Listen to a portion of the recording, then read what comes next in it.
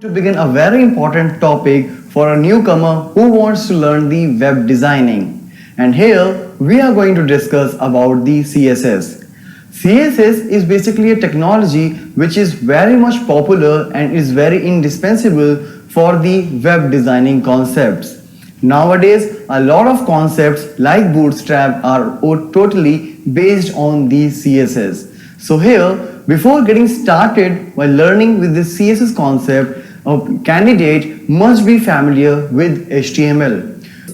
And after that, you must have a web browser and a text editor. Since here I am a Windows user, so I will use the text editors, which is very much free of cost, and any web browser of your choice like Chrome and Firefox. So once you have a knowledge of HTML, once you have these basic softwares like the text editor and the web browser, you are good enough to start with the CSS. So let's discuss about what this CSS is all about. CSS stands for Cascading Style Sheet. Style sheet is the thing in which we are going to work. So basically style sheet means a list of a document, means a document which is containing a list of all these styles which you want to define for a particular element on the web pages. For example, if you want to make a particular design for the heading tags, you can create a sheet of those styles. Similarly, for all the different tags, maybe the controls as well. So this style sheet will help you out in making this set of style rules. Secondly, there is something called cascading. Cascading means a flow. Whenever you will make changes on the top, it will be flown in the downwards direction. That means if you will make any changes in the style sheet, the changes will definitely be reflected in the web pages as well, the pages who are using those particular style sheets. By the time we will start explaining about the working or the functionality of CSS, we will get to know like how we can make the different sheets for different documents for the style sheet and the HTML. And when we will make some changes in the style sheet, the changes will be reflected to the HTML as well. Is used to control the style of a web document. As I said, it will contain a list of styles for the specific element or as per your choice, like you just want to make some list of styles and on any particular element you can apply that. Like for example, if I have designed some font family, the text color or something for a specific text, I can apply this particular setting to a heading also, to the paragraph as well. Handles the look and feel of the web page. As I said, it will contain the exact layout of a particular page. So how you want your page to be look, you can make that all inside this CSS.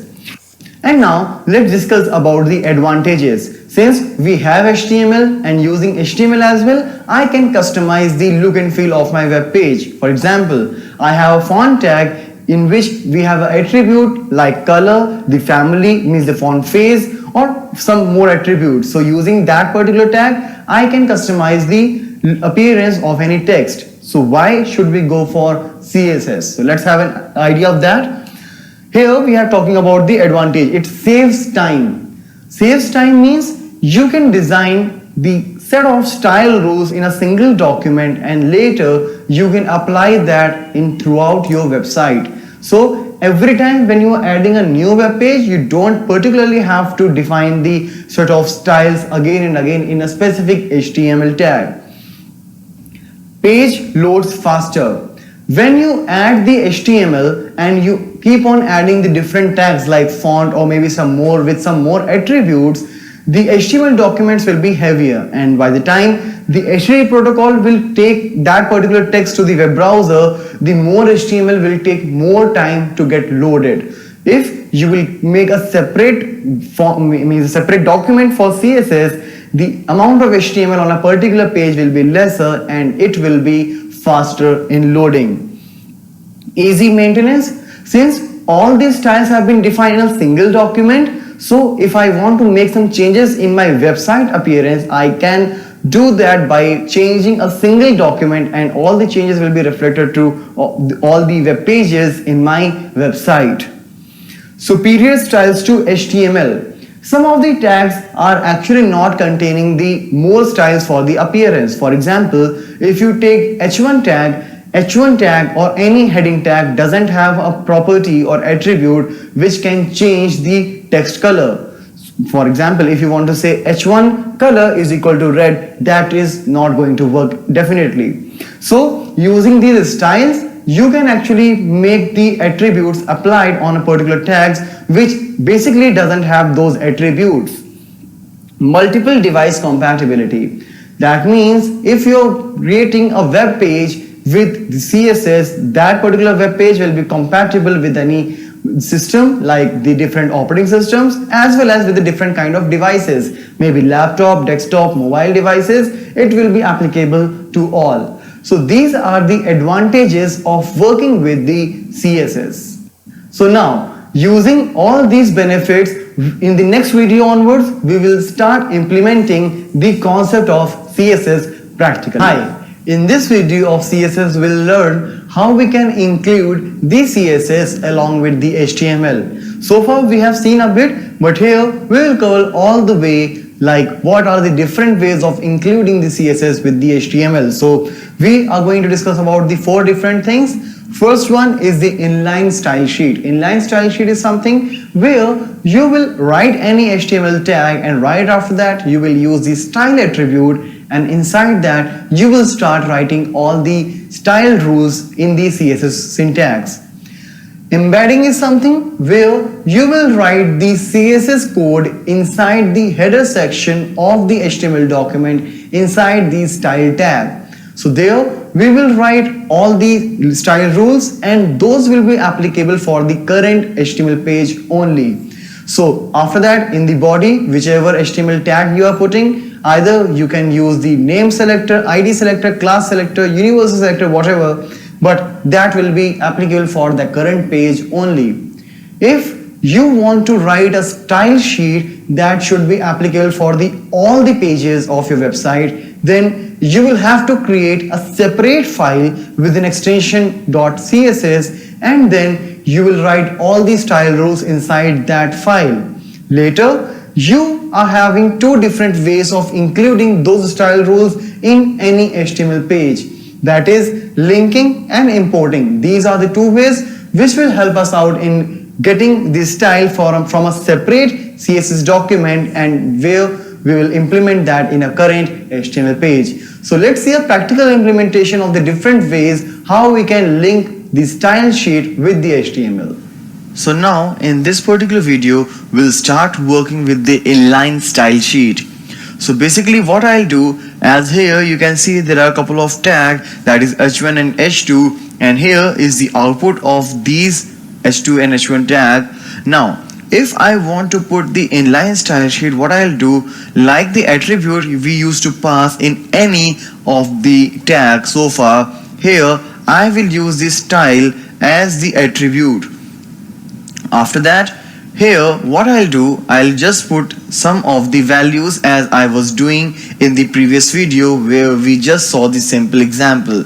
Like here, if I want to change the color of this H1, what I'll do, I'll say color to blue. As soon as I do that, you can see the color of this particular text, this particular heading is turned to blue. Similarly, if I want to change the font family, again I can come to font family attribute here in this style and I will use any of, like in the previous video we use MS. That is the same I'm going to do here as well, and here you can see the difference. So basically the way to write the attribute and the value will remain same, but the thing is we will actually pass the value in the style attribute right where I'm putting the tag. Since this one is inline, if I'll put any other H1 tag, these styles will not be applicable in that heading. Like this is a sample text. So here you can see the another heading is not getting affected with the inline because this style attribute is particularly for this H1 only, so it will not be applicable for any other H1 tag. Now if you want to put some common designs for all the H1 available on this web page as we have done in the initial video as well. So for that, what I'll do, I'm just removing this style from here, and I'll come back to the head section where I'll put the style tag. Just make a good practice to pass the type attribute here, where I'll put a value text/CSS. And here, since I want to pass it for heading, I will use the values like color to blue, font family to MS. So now all the H1 available in this particular page will be turned to the same style set which I have used for the H1 tag, and similarly you can make it for any other tag you want. There are different selectors which I will cover in our next video, but here I'm just telling you what are the different ways of putting these style things in the web page. Alright, so here first thing was the inline style sheet, and here I'm actually embedding the style sheet inside the head section of the same HTML document. Let's put some styles for the H2 as well before proceeding. So here color is green and text decoration is underlined, so it is coming with the underline. Now these are the two ways in which you can put the things in the same HTML document. Remember, if you have passed some of these styles by embedding, and if you want to make some changes in a particular thing, again you can come to H1 tag. For example, if for this particular H1 I want underline, so what I can do, I can actually come and still can pass the inline style sheet. So here what I'll do, I'll say text decoration underline. So not the first H1 but the second H1 will be decorated with the underline like this. Similarly, if you want to change some of the attribute which is being defined initially, like for example I said like all the H1 will be having color blue and the text MS, but maybe if you want particularly this H1 should not come in MS, then you can just pass the same attribute again here, and that will override the previous one. It is like the inheritance if you are from the programming background, that this one is the parent and this one is the child specific values. So if there is nothing defined, then it will take it from the parent, otherwise it will take its own value if you want to make some changes. Like font family, here I want to put it Arial. So I'll come here and you can see this is the Arial text. So this is about the embedding and inline style sheet. But if you want, you can just cut all these style attributes from here, and I'll take another document where I'll save them all. And now let's save it in the same folder. Like currently I'm working in the CSS folder, inside which you have the demo.html, and inside this I will save it as styles.css.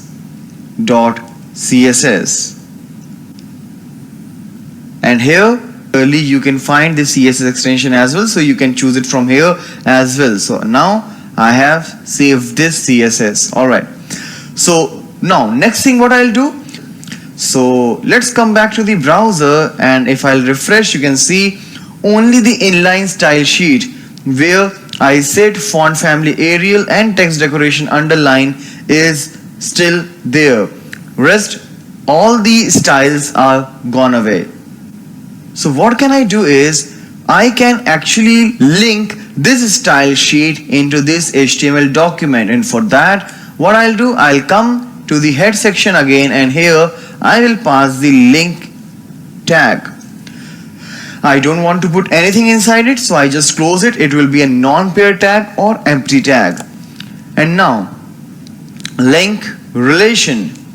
Relation is that I'm going to use a style sheet. So link relation is a style sheet. Again, you can specify type, which type of text this linked file is going to bring here. it will be the CSS, again the MIME type, and href, the most important thing, that's the hyper reference. So both are in the same folder, and inside that CSS there's a file called styles.css. So again I'm passing the relative path out here. So maybe if it's done, I should get these styles back. So let's refresh it here. So now I get all these styles which I have defined in this style.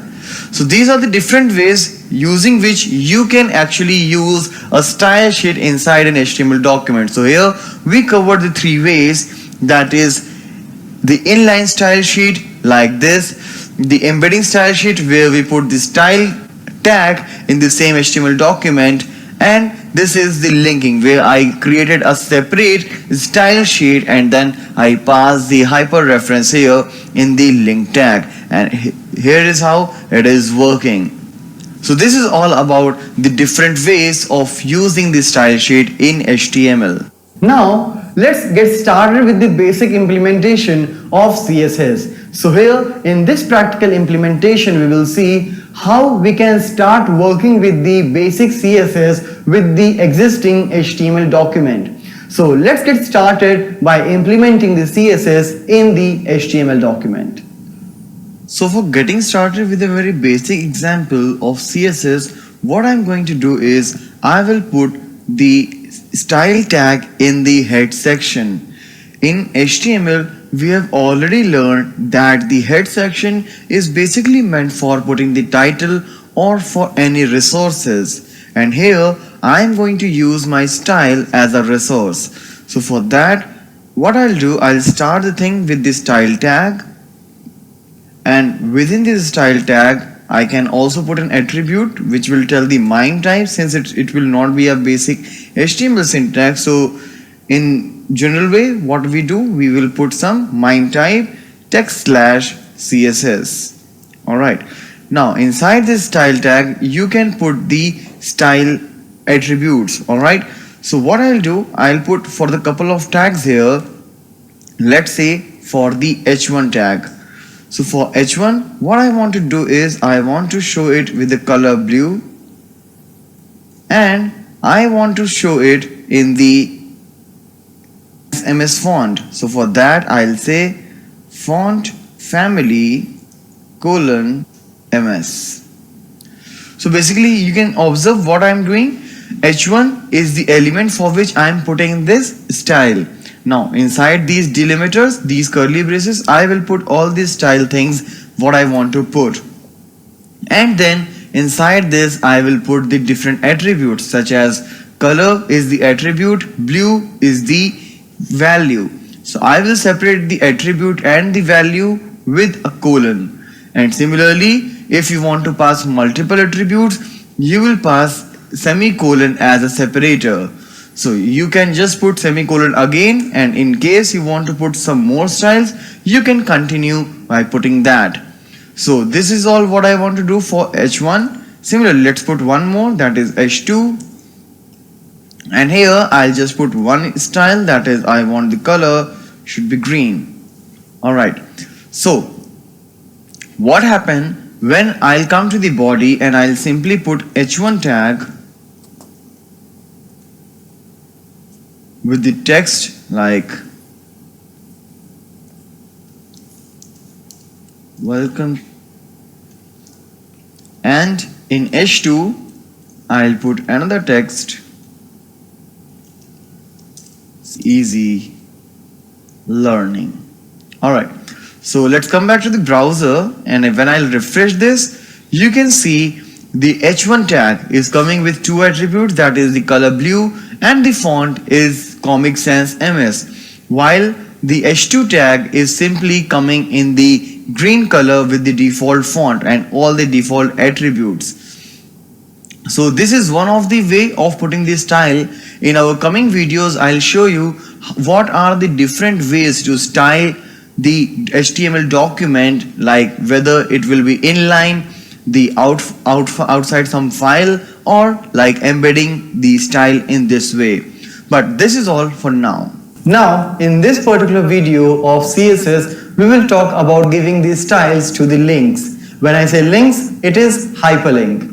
So as we know, using the anchor tag of HTML, we can create any text or image as a hyperlink, but here particularly we will talk about the text, where when I will make any text as a hyperlink, it would be of blue color with the underline.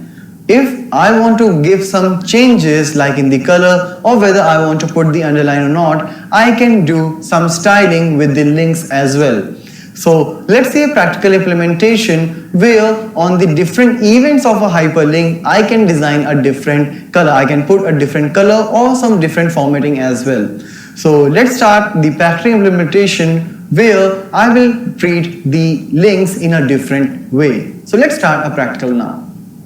Alright, so for decorating the hyperlink, that is the anchor tag, what I have done, I have taken the style tag over the head section of HTML, and there I put first of all the anchor tag, means the named selector for the style. Alright, so here for all the anchor tag, what I have done, text decoration is none. As we know, by default the hyperlinks are having the underline, but by default I don't want underline should be there with any hyperlink, so I made it none.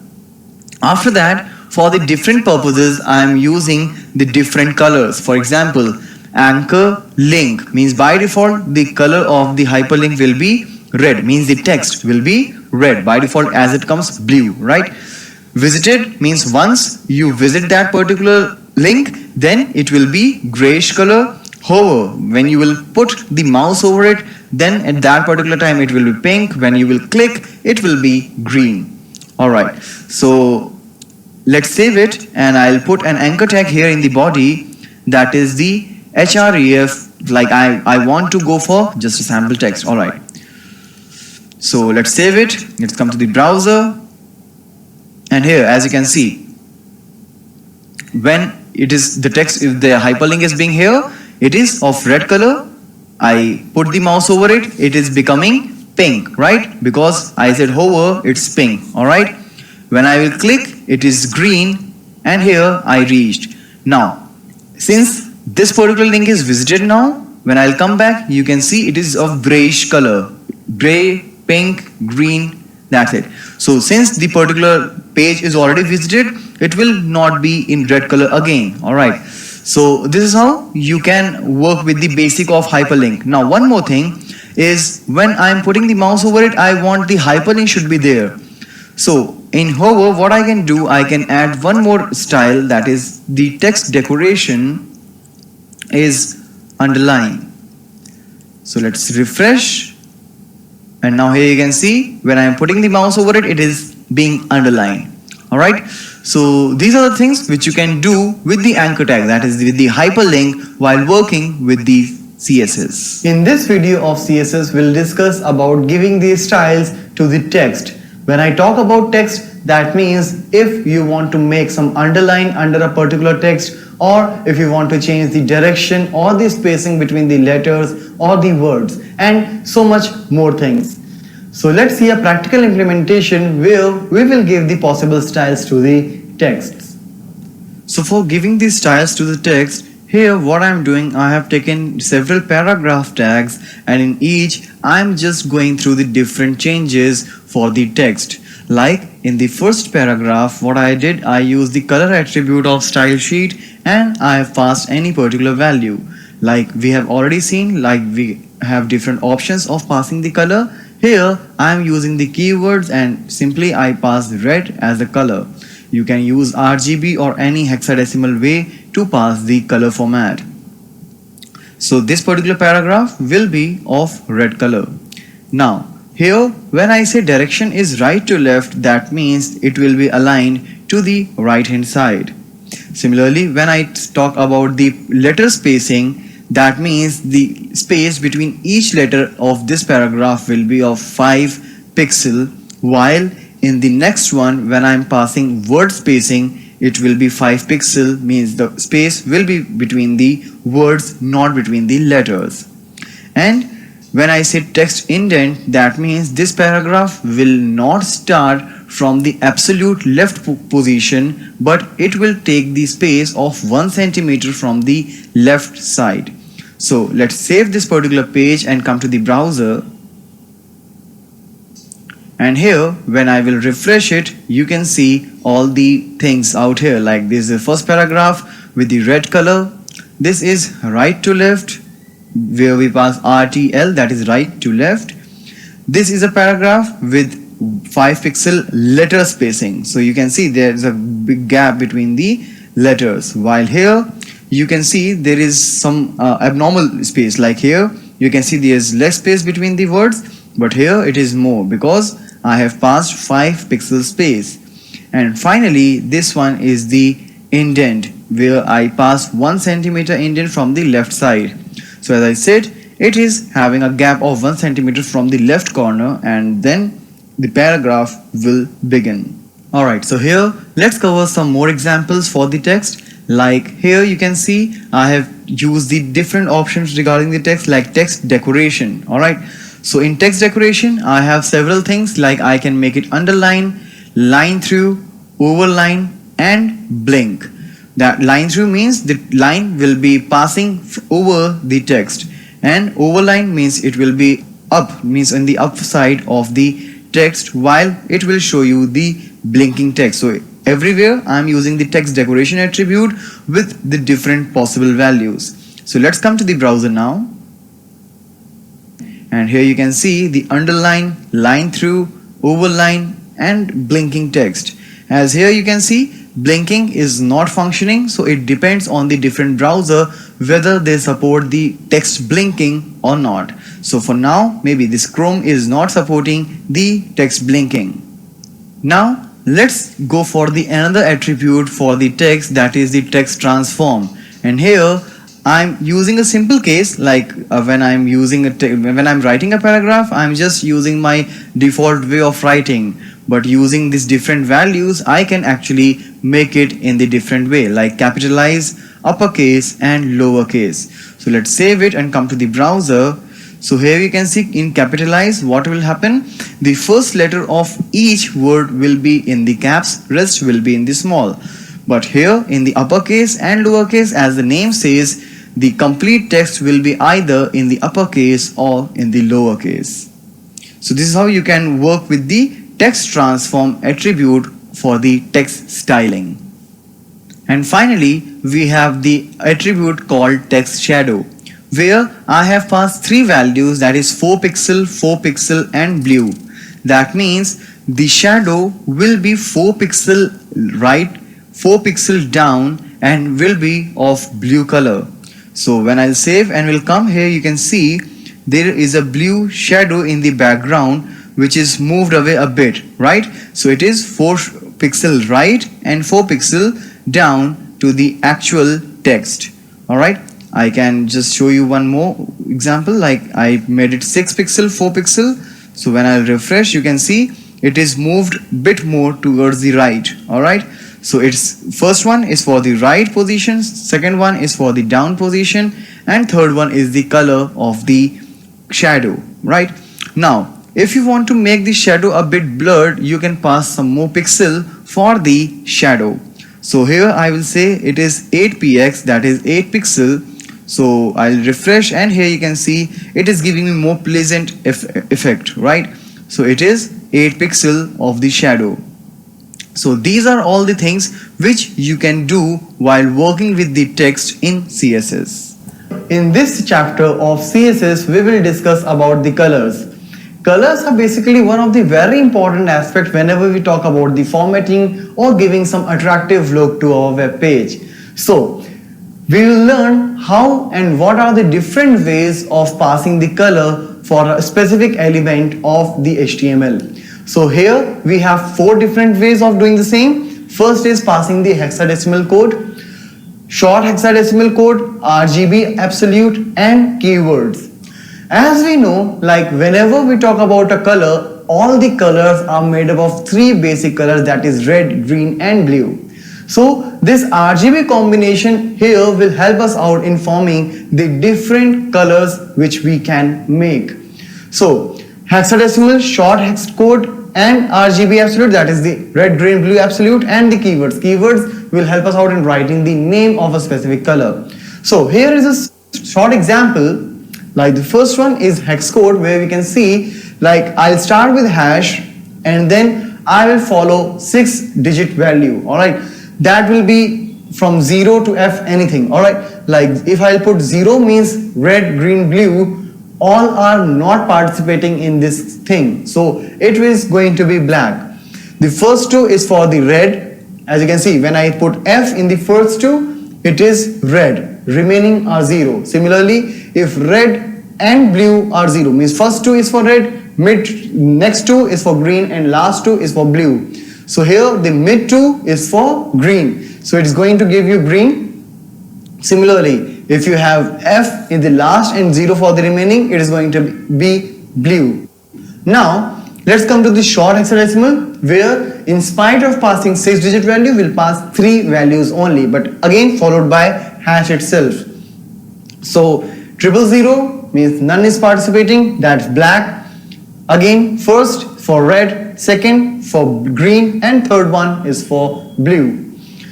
Then it is RGB absolute, where I will use this RGB function and will pass 3 different parameters. The first number is for red, second is for blue, second is for green, and third is for blue.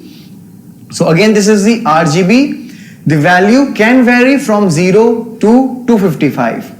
So if I'll pass 255 in the first, that means it's going to be red, second it's for green, third value is for blue. You can pass different values in all the 3 parameters to get the different colors available. Keywords means you can write the name of the color. That's the simplest way, but it will restrict some of the color variants. Like for example, if you write red, it will give you absolute red, not any other variant which is somehow equal to red. Alright, so this is the keywords. If you want to make some more color combinations, you can use these things. So whenever you want to give the color to the text or to particular background, you can write one of these way of passing the color. So in our next video onwards, we will start working with the colors in a different manner. So far, when we were discussing about CSS, we covered the colors in that. So there we checked what are the different ways of passing a color with a name or using the hexadecimal code.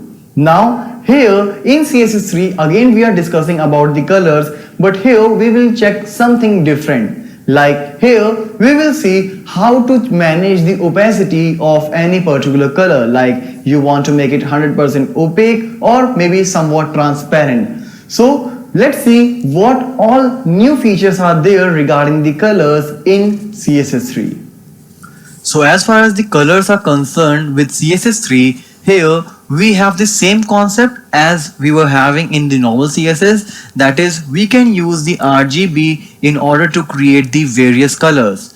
Like here you can see the first parameter is again for red, then G, that is green, and then third one is for the blue. But you can also notice there is a fourth parameter out here which is newly added with RGBA, which is in CSS3. So as far as this alpha is concerned, it will tell you about the how transparent or how opaque you want there to be for a color. Alright, so let's save it for now and let's refresh here. So you can see that this is red, green and blue, but not to the extreme. There is some sort of lightness in the color. That's because of the transparency. If I will increase the value out here, minimum it will be 0, maximum it will be 1, and in between you can give you the decimal value. So as you can see, as I increase the value, it is darker in shade. Similarly, if I will give you 1 here, so it will be at its max, that is the proper red, green and blue. So let's save, and you can see this is the actual color, and as less value I'll give, like 0.1, 0.1 and 0.1. So this will be the lightest shade available in the RGB, like this. Alright, so this is about the transparency. Similarly, you can also use the opacity keyword out here in order to set the opacity. Like here you can see I'm doing the similar thing, but here I'm using another style. I'm using similar RGB method, not RGBA, and apart from that I'm using another keyword, that is opacity, and I'm passing the value 0.6. Alright, so when I'll refresh, you can see it is 0.6, and again, like in alpha we were passing 0.3, 0.3, I can do that as well in the opacity. So these are the things, this is how it will be displayed. Another way of passing the values here for the color, we have the HSL, that is hue, saturation and lightness. So basically in the first parameter, that is hue, you can pass the values like 0, 120, 240, 360. You can pass any values in between also, but these are the things which will give you the absolute colors, like 0 and 360 will give you red, 120 will give you green, 240 will give you blue. So as here you can see in this current example, I'm using 120. So that means I'm going to set the green.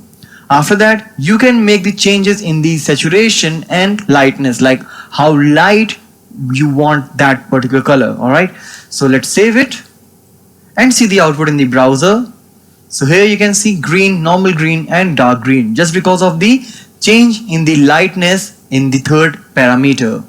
So these are the new things, these are the new ways using the colors in the CSS3. In this particular video, we'll discuss about the background. In background, basically, when I talk about, you can pass the different colors in the different ways, which we have already learned in the previous video. Along with that, you can also pass the images in the different ways, like sometimes you want to fix background, sometimes you want a movable background. As per your choice, you can pass the background image. So let's start practically what all we can do of designing a web background using CSS.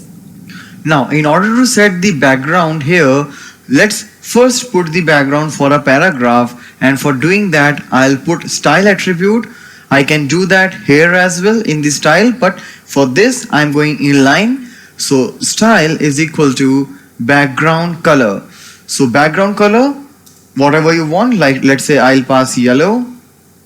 So that will basically change the background color to yellow. Since I specified the background only for this paragraph, so only this much portion is having a background yellow.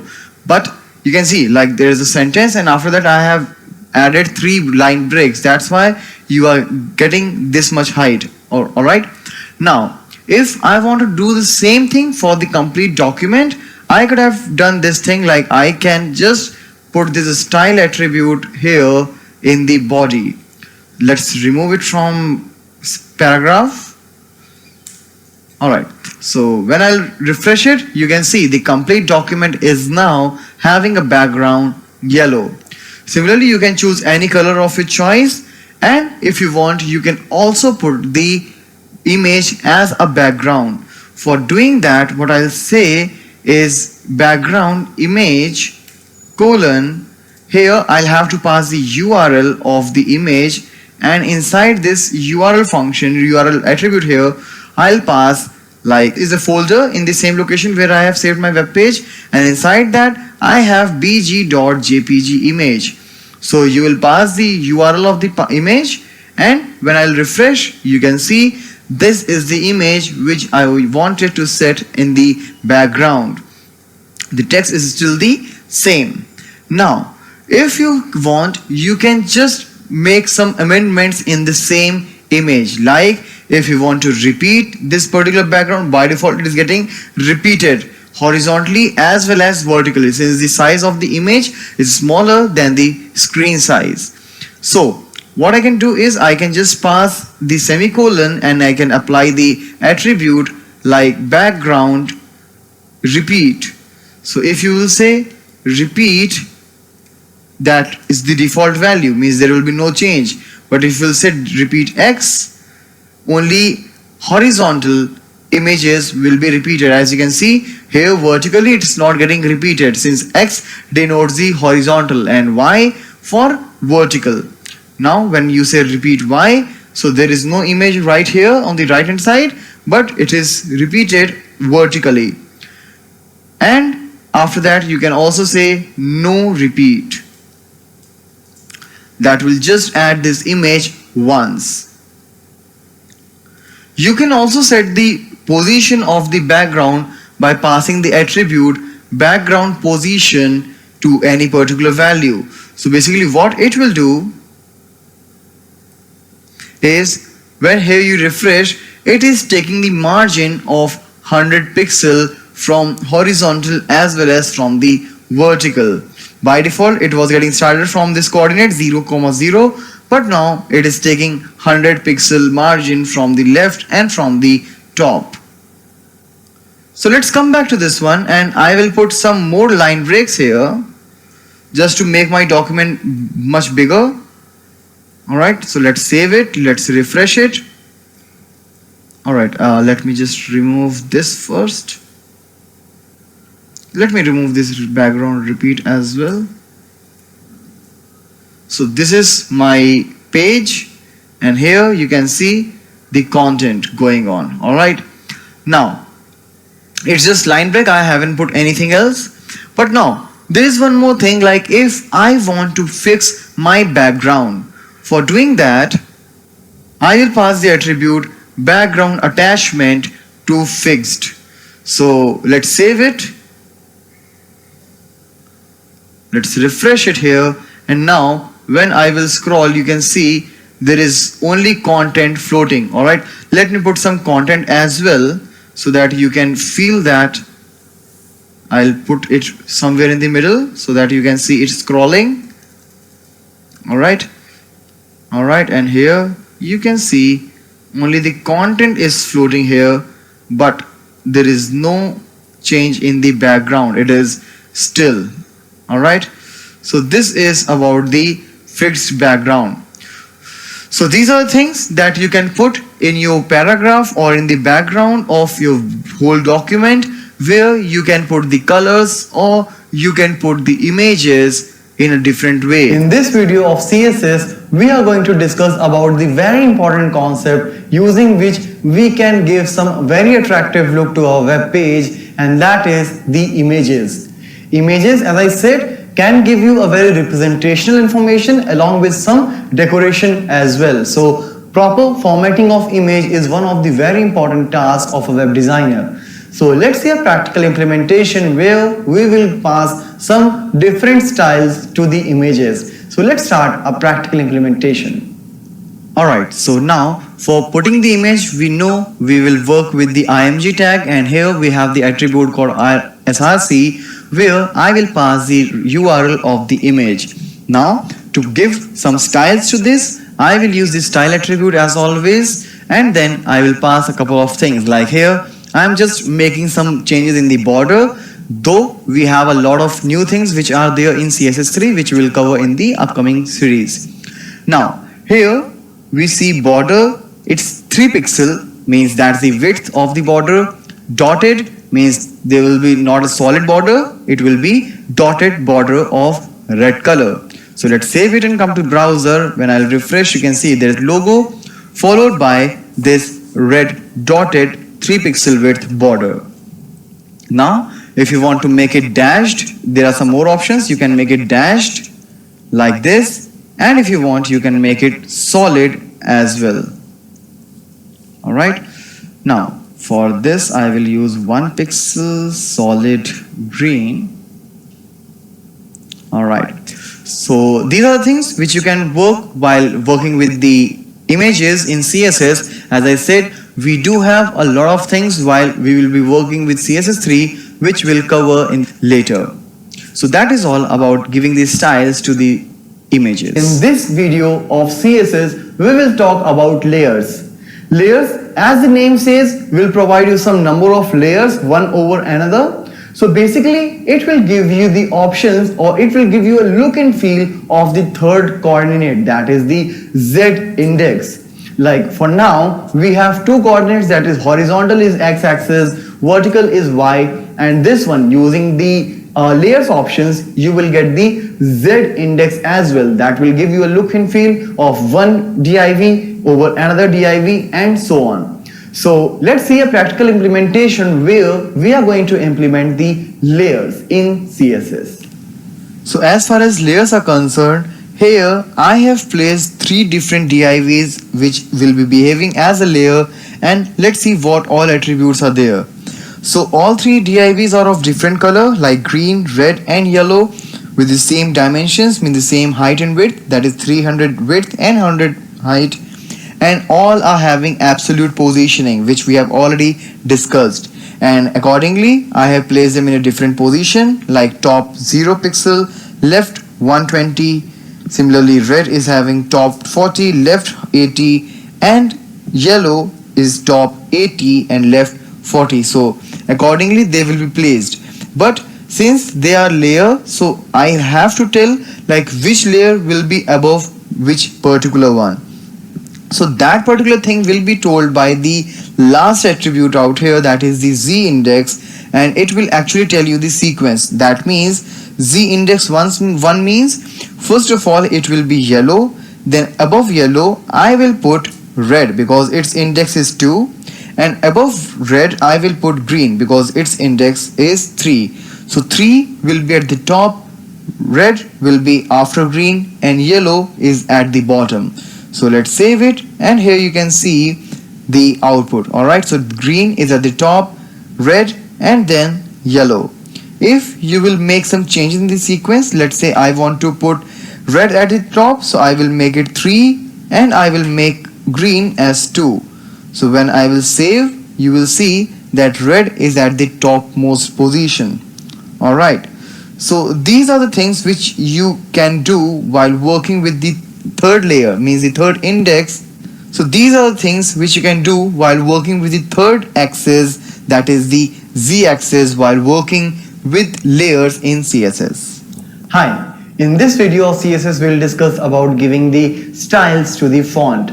Like if you want to give the font a different color or some style rules like the font family you want to change, if you want to give some styles like make it bolder, make it italic or something, you can go for the fonts in the style. So let's see what all different options are available while working with the fonts in CSS.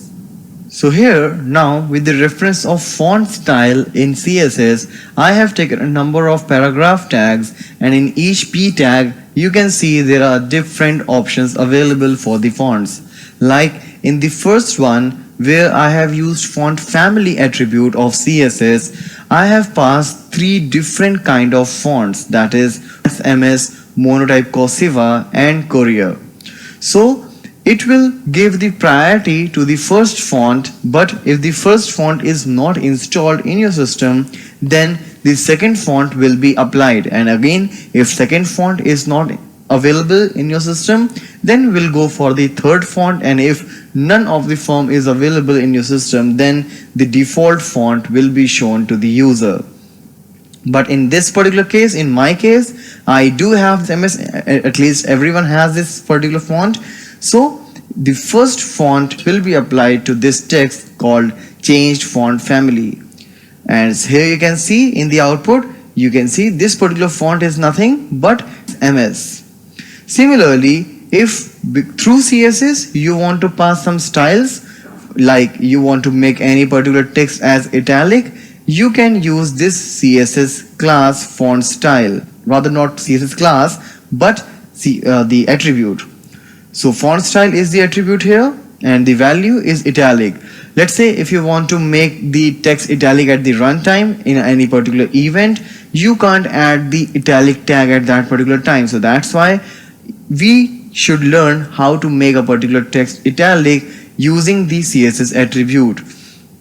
So font style italics, and here this is italics is the text.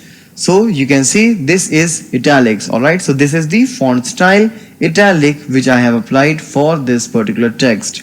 Similarly, we do have a variant here for the font, where I'll use the attribute font variant, and the value is small caps. You can make it none, which is by default. So what it will do, all the capital letters which are available here, like this is small caps example. So T, S, C, E, the respective capital words will be shown in the capital, but all the alphabets who are available here in small cases, in small letters, will be shown in the smaller caps like this. Alright, so you can see the size of these fonts is smaller than the caps size form. Alright, so this is how you can use the small caps. Similarly, if you want to make it bold, any particular text, you can use the attribute font weight at that particular time, which will make it bold, bolder, and maybe you can put some numeric values as well, depending if your particular browser supports that font options. All right, so like here you can see font weight is bold. If you want to make some nested text even more bolder, you can put it bolder as well. Now next thing which comes here is font size. Font size is here, like you can see, 30 pixels. We do have the different measurement units as we have learned. So here I am passing the unit as pixel. So the font size of this particular text will be nothing but 30 pixel, as you can see here. All right. Similarly, you can increase or decrease size as per your requirement. All right. Now it's 40. So let's make it 40. All right. Similarly, if you want to use small and large, like in HTML, we do have the small tag and the big tag. But here, if you want, you can use the font size attribute in that particular situation, and you can use the value small and large. So comparatively to the default text, if this text will be in the smaller font, and similarly comparatively to the current text, this particular text will be larger. As you can see here, this is smaller in size while this one is larger in size. This is your default font size. Alright, so comparatively you can check, like this one is small and this one is large. And here I have used the shorthand notation for passing the different font styles and a single line. Alright, like font, italic, small caps, bold, 50 pixel, Georgia. Alright, so this is the font family which I am working with. This is the size, this is the font weight, this is font variant, this is font style. Alright, so all the different attributes which we have used so far have been applied in a single line, and this one is the shorter way to style the text.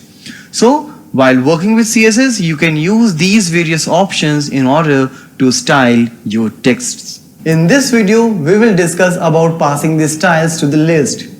When we learned the list in HTML, we got the list like the definition list, unordered list or ordered list, which were either giving some bullet or a number figure just before the list. But if I want to give some different styles, I can go for the list options in CSS as well. Options like, if I don't want any bullet or number before any list item. Whenever you are adding a list item, it is coming one after another in a vertical manner. But what if I want to get them all in a horizontal way or in a thumbnail? So we can use some style options here in order to make our list more attractive and look different than a normal list. So let's start the practical where we'll try to manipulate the appearance of the list now. Alright, so here in list things, what I have done in the beginning, like this is the default list pattern which we have learned in the HTML. So using UL, that is unordered list, or OL, that is ordered list, you can just start putting some list things. And here I'm using the nested list. So when you will be watching this in the browser, how it will come, like firstly it will be tea, coffee, soft drinks, and inside soft drinks you will get these options. So let's save it, and here you can see, like first of all they are coming with disk, and inside that it is circle. Alright, and we know, like using the attributes called type, you can pass the values like disk, circle, or square. Now you can do the same things using CSS also. So what we can do, using list style type, this attribute inside the style tag, you can pass which particular kind of bullet you want. So here you can see I have used all the three ones, like square, disk, and circle. So this is how also you can change the type of square in each of your list items. Rather than passing that in UL, I will pass the style type, list style type, here in the li tag. So let's see that. Like first you can see this is square, disk, circle. So this is how you can create them. Similarly, for ordered list also, you can use the list style type with the different values like lower Roman, upper Roman, lower alpha, upper alpha, and numbers which are default. So you can just make these different values with the list style type, and here you can see that the lower Roman, upper Roman, lower alpha, upper alpha. Alright, so by default when you create a list, each element or each item I should say comes in a different line. But if you want to create the inline list like this, you can simply just do one thing, that is here in each unordered list you can write float left. As soon as you will start writing float left in each list item, they will all come in the same line. The reason why I am using width 10% because I don't want any congestion with the list item. I want to give them proper width so that it will be easy for the user to get the elements. So width is nothing with the inline thing, it is just for the better appearance of the list items, and here float left for each list item will give you the list in single line. But if you don't want any bullet out there, like I don't want these things either horizontal or in vertical list, what you can do, right here in the list tag, that is either unordered or ordered list tag, you can simply say style list style none. Alright, so as soon as you say list style none, so none of the type list style type will appear before the list items. As here you can see there are elements available, but there is nothing like any alphabet or any bullet specified before them because the list style is none. So these are the different implementations that you can make while working with CSS in list items. Now, in this video, we'll discuss about designing the borders using CSS. When I talk about borders, it is not just related to table, but you can pass the borders with the particular tags like paragraph, div, and images as well. So whenever you pass a border to a paragraph or div, you can give a look of forming a box kind of image as well. So let's see a practical where we will try to create the different kind of borders using CSS along with the paragraph and the div. So let's start the practical now. Now in this very example for the borders, what I have done, I have created two CSS classes for the paragraph tag with the name example1 and example2. In the first one, what I have done, I have passed the width of the border along with the type like solid, dotted, dashed. We can pass different variety of the borders. We will discuss what all possible values you can pass. Apart from that, I have passed the bottom color, top color, left and right color. As I just wanted to show you, like we can pass the different values for all the different kind of border, different sides of border for top, bottom, left and right. So here I have shown you the values in hexadecimal format. You can also use the name of the color as you usually do. So this is what I have passed right here. But in the second example, means in the second class, I have just passed a single border color. So it depends, if you want to put the same color for all the sides, you will just say border color, otherwise you will say border bottom color, top, left and right accordingly. So here I have passed two paragraphs in the body section, and in each paragraph I have assigned the particular classes of CSS like example1 and example2. So let's save this and come to browser, and here you can see the different colors out there, like top one is red, green, and here in second one you can see the green border is there only. Alright, if you want, you can also increase the width of the border so that you can see it more clearly. I'll make it 5 pixel, I'll save it, and again if I'll show you, you can observe the different colors, like it's somewhat black, red, green, and here it's blue color, while here it is just the green color. In another example, I am just trying to show you what all different varieties of border style you can pass. Like here I am keeping 4 pixel width common for all the borders, but the border style is getting changed every time. Like here it is none, means there will be no border.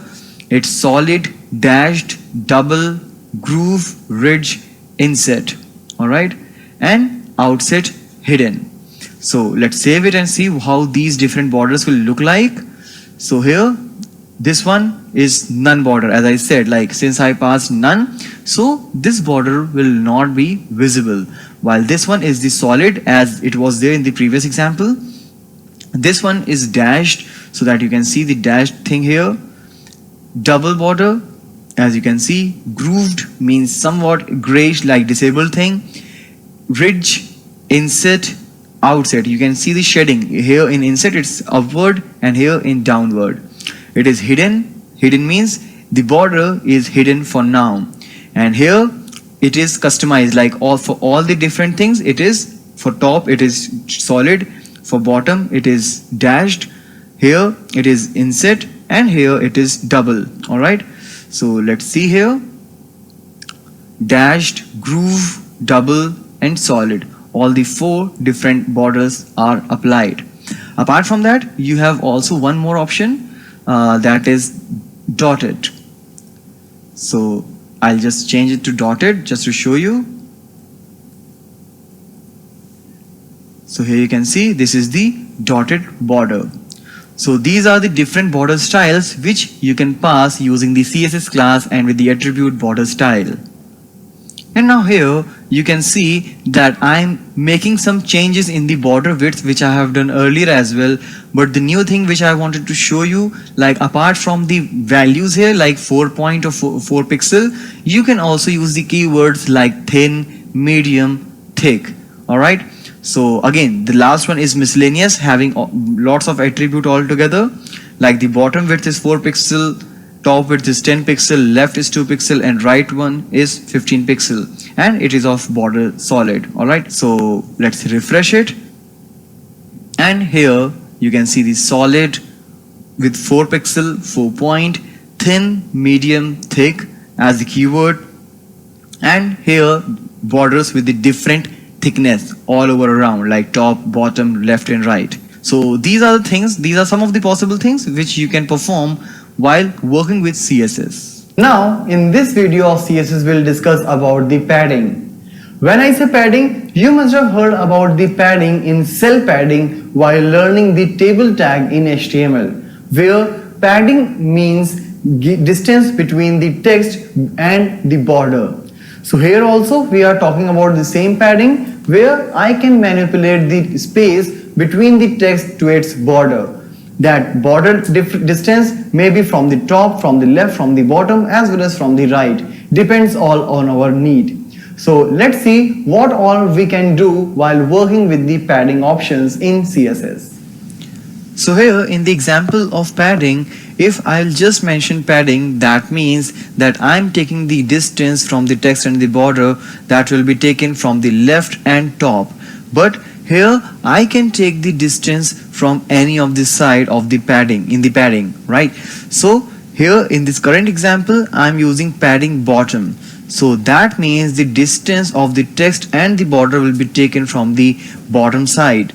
So let's save this, and if we'll come to the browser, here you can see that the distance is right here from the bottom. This one is the 15 pixel while this one is 5%. Similarly, if rather than padding bottom, I'll say padding top at both the places. So you can see the same distance is coming from the top, and very similarly you can do it for the left and right as well. So let's put it left. Alright, so here you can see the distance is being taken from that side, but since the percentage, now you can see 5% from there. Alright, I can also use padding right, but here as you can see the alignment is already left and the padding is already taken from the right, so it will not work. So first you can try by yourself by putting the alignment to the right, and then you can try padding right. So these are the things which you can take care while putting the padding, while putting any text inside the border. Now in this example you can clearly see that we have the padding different from all the different sides. Like here in the first paragraph, I have used padding 15 pixel. That means it will be 15 pixel from all the four sides. But if I will specify like 10 pixel and space 2%, that means from top and bottom it's going to be 10 pixel and from left and right it's going to be 2%. Similarly, if I'll pass three different values, that means the top is going to take the first one, the bottom is going to take the third one, and the left and right will share the middle value. But here you can see we have the different value for all the four sides. So top is 10 pixel, the first one, then right one is 2 pixel, and after that the top and the right are taking, means the bottom and the left are taking the same values, that is 10 and 10. If you want, you can just make the change to check the difference. So I am making the change to 30 pixel. So here the difference is getting increased. Alright, that means the third value is for the bottom and then this one is for the left one. So these are the different ways of passing the different values of padding for all the different sides inside the border. In this video, we will talk about giving the position to the particular element using the CSS. Now, when we talk about positioning in CSS, we have provided with three different options of positioning, and those are absolute positioning, relative positioning, and fixed positioning. So as per your requirement, you can choose, like it's all about designing your web page where you want to put a particular element. According to that, you will plan like which particular position you should go for. So let's talk about absolute positioning. Absolute positioning is basically something, as the name says, it's absolute, means here you will have to pass two values, that is the x-axis and y-axis value. That is, x-axis means the horizontal one, which will be taken from the left hand side, and absolute positioning from the top, that is vertical, that is the y-axis. So on the basis of the coordinates which you will pass, the particular element will be posted to that location. So as it is mentioned, the element is positioned at the specific coordinates related to your screen top left corner, right? So the top left corner from my side will be taken from the coordinates. Two values, top and left, can be used along with the position property to move an HTML element. Like for example, if you will pass 0, 0 in the absolute position, it will go at the right top and the left hand side, and if you want to make some changes, you can just keep changing the value, that is the left and the top, to make it on a particular position. Now, next thing is the relative positioning. Relative positioning is something where you will pass again the coordinates, but this time it will be relative to its original position. Like for example, inside a particular div you are putting some text, and inside that only, that's the relative position, you want to make some changes. So you can pass the relative positioning, means you will have to set the mode of the positioning, that is the relative, and then you will pass the numbers, like where exactly you want to put. And the last one is the fixed positioning, where you will pass any particular coordinate, and even after that, even if you're scrolling up and down the page, that particular element will remain at that position itself. Like that will be like something like always visible. Alright, even if it's a big page you are scrolling up, but that particular element where you have used the fixed positioning is not going to change its position. So let's see a quick practical implementation of all the three available positioning options. So as far as the positioning is concerned, here in this example I have taken a div in which I have used the position attribute with the value relative.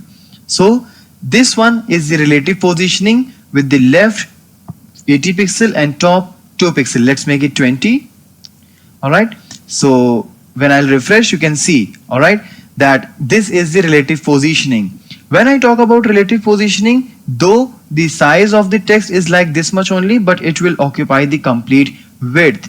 But if I will make it to absolute, let me change here as well. Alright, so absolute will, first thing is that it will take the text space itself. It will not occupy the complete width which is available for this particular div. Now let's make it relative again. All right, and after that, to understand it better, what I'll do, I will add one more div right after it.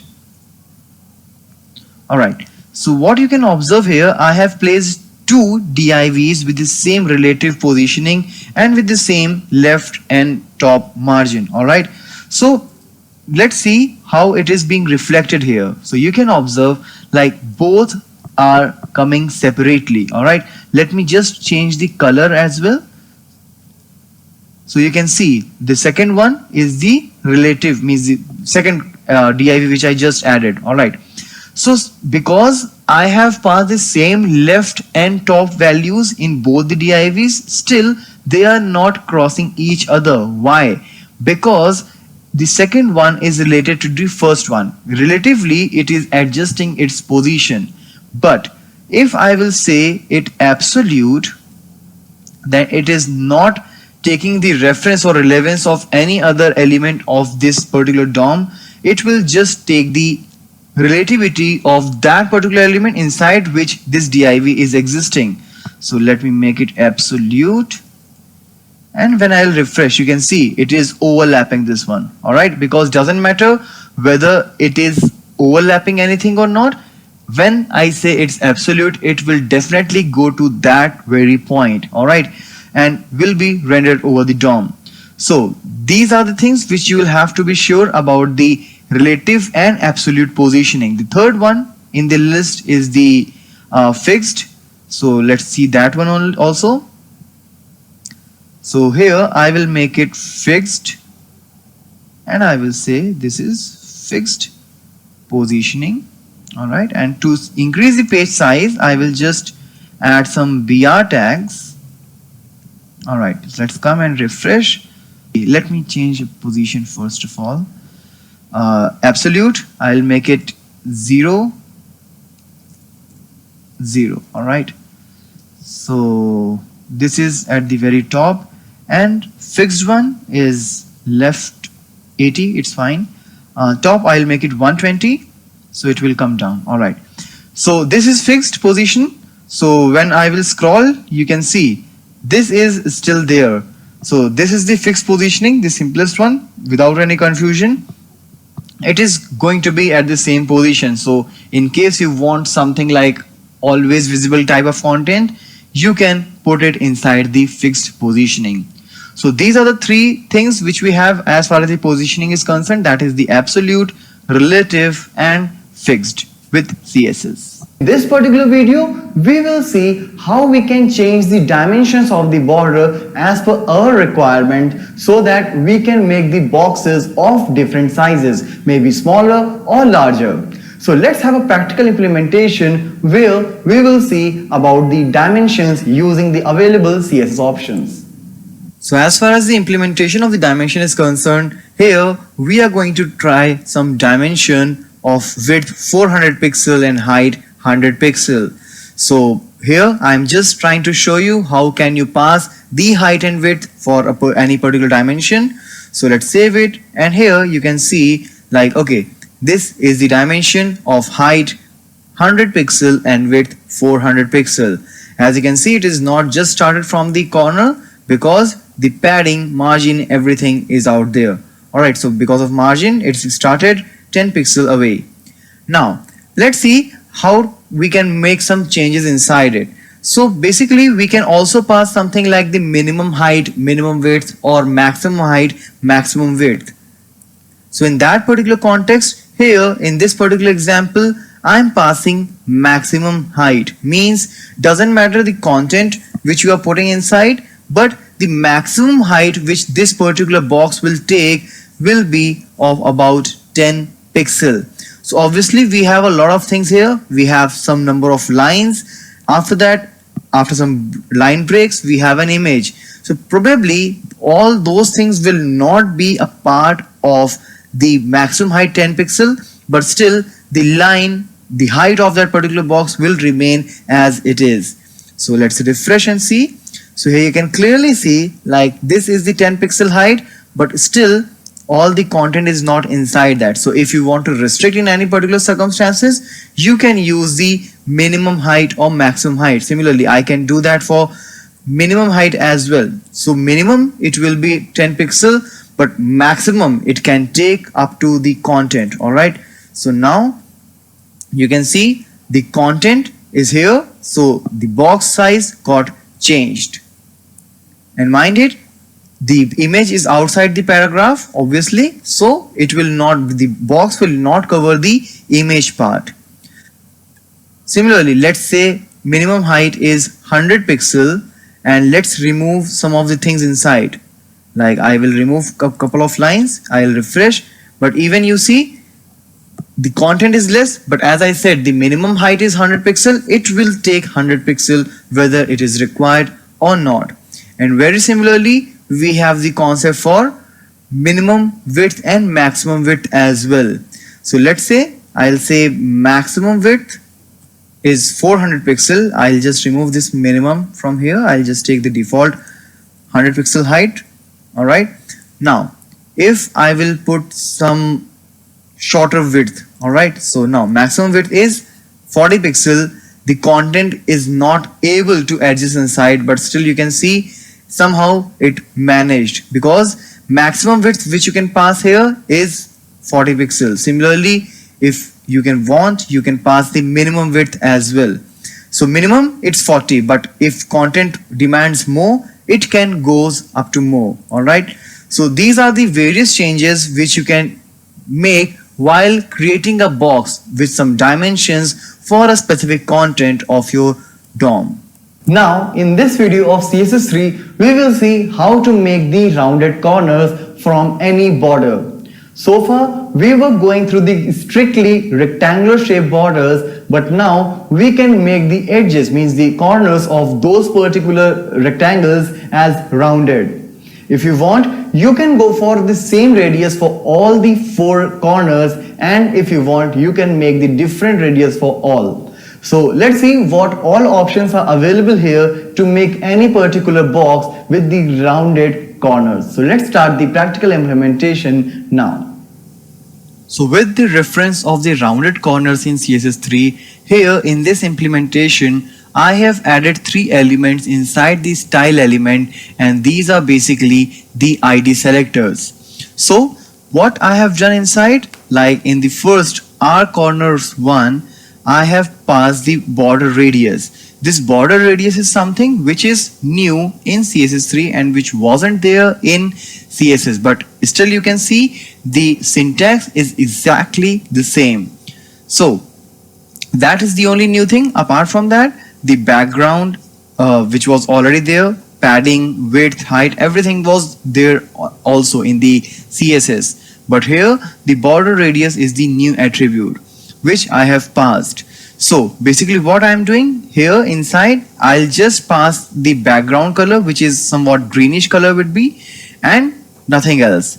But if I'll come here, I am also passing the border right here. All right, I am not filling the background with any particular color, but there will be a 2 pixel background, 2 pixel border with solid, which we know like solid, dotted, dashed, all the possible options, and with the same color. Padding, width, height, everything is same as of the previous one. And here in the last one, what I am doing, I am setting an image as the background of that rounded corner div. So for that I have passed the URL as I used to do. As I said, like most of the things which I am doing here are all similar to as of CSS, just the border radius is something new. So using these things, I have added the 3 elements inside styles. Now let's come to the body, and since I have used the ID selectors, I will take 3 different divs of paragraphs or whatever you want. You can just take that and can pass these as an ID. So let's save it and come to the browser. You can see all the 3 rounded corners. All right. So this is the background color. This is the 2 pixel border with the same color. And here I have passed the image. Since here I have used the repeat. All right. Background repeat is repeat. So that's why after that it is getting repeated. So these are the things which I have applied using the rounded corners. Now let's see how we can pass the different radiuses for each corner. Like here you can see the curve which I have here is same with all the ones, but I can actually change the radius of each corner. So for that, here are the few modifications. Like I just passed single value in the border radius in the previous example, but now I am passing 4, 3 or 2 values. So let's see what is the difference. So as you can see, there are 4 values. So basically the 4 values will mean, that means different values for each corner. So let's save it and come to the browser again. Let's refresh, and here you can observe that 5 pixel, which is the smallest one, which belongs to this particular corner. Next is the 30. So here you can see 30 pixel.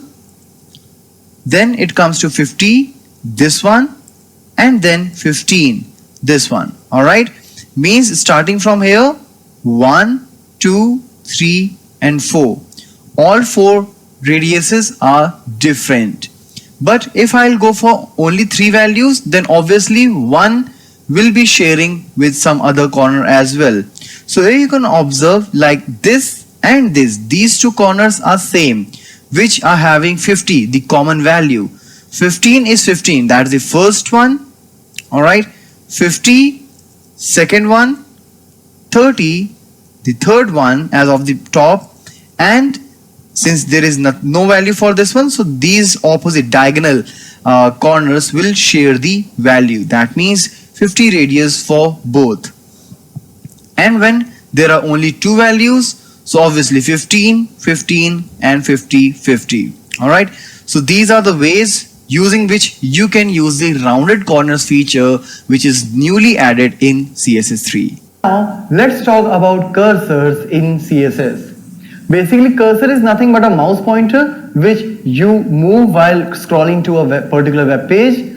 By default, you get a mouse pointer which is of arrow shape and you move it along. But as per the different situation, you may come across a need like you want to change the mouse pointer as well. Maybe sometime when it's loading, you want the circular rotational mouse pointer. Sometime you may be looking for a finger pointer. So we are going to discuss about the different mouse pointers which are available here, and we can use that in the CSS. So let's start the practical now. So now let's take a very simple example of the cursors where in a single document itself I have put all the possible values of my mouse cursor. So first one is the auto, means the default one, like your mouse pointer. Now after that you have the plus symbol mouse pointer, that is the crosshair, the default one, pointer. If you want to move the window, that is the different icon, different cursor at that particular time. E-resize, and E-resize means east side, northeast, northwest, depends on the side. If you are resizing a window from any of this side, so that means this is going to be the resize cursor. After that, the text, the cursor which you are seeing right now is the text, weight, which will keep on rotating, depends on the different browser, and help, where it will carry a question mark with itself.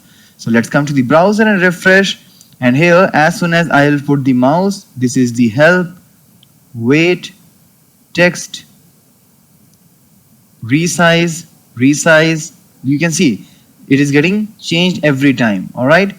So these are the different ways of passing the cursor. Move, pointer, that is the pointed finger which we use generally for hyperlink. The default one, the crosshair, and the auto. All right.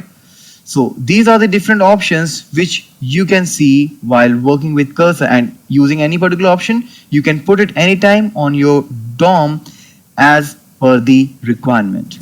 Now in this particular video we will see how to work with the visibility of any particular content in your web page. Maybe at the runtime you come across a situation where you want to make some particular text visible at runtime, or maybe you want to make it hidden at runtime. Along with that, you may also want to make it collapse or expanded. So let's see a practical implementation of how to work with the visibility of any particular element in a web page practically. So as far as the visibility is concerned, here I have taken a couple of paragraphs in which the first paragraph tag is the normal one, means as the normal text it will be visible over the browser, while the another paragraph is decorated with the style where visibility is set to hidden, means this particular text will not be visible over the browser. So let's save the changes and come to the browser, and here you can see only the first paragraph with the text this paragraph should be visible in normal way is visible in browser, but the other one is not. So basically if you don't want to show anything, that doesn't matter, like you can just remove that from the text. It's no use of putting this visibility hidden as such.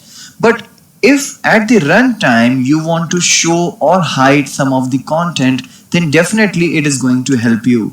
So what I'll do here, inside the head section I will write a couple of code, like inside the style tag I will use this p hover, means in the hover event when I will put the mouse pointer over the paragraph, at that particular time the visibility should be hidden. Alright, so let's remove this particular paragraph because it's of no use for now.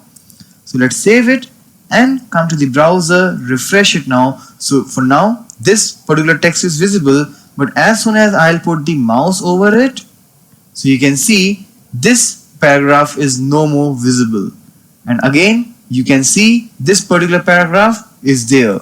So this is how you can work with the visibility while working with the CSS. In this video of CSS, we will talk about the selectors. Selectors are basically something which will help us out in selecting the particular element or the particular portion of your web page.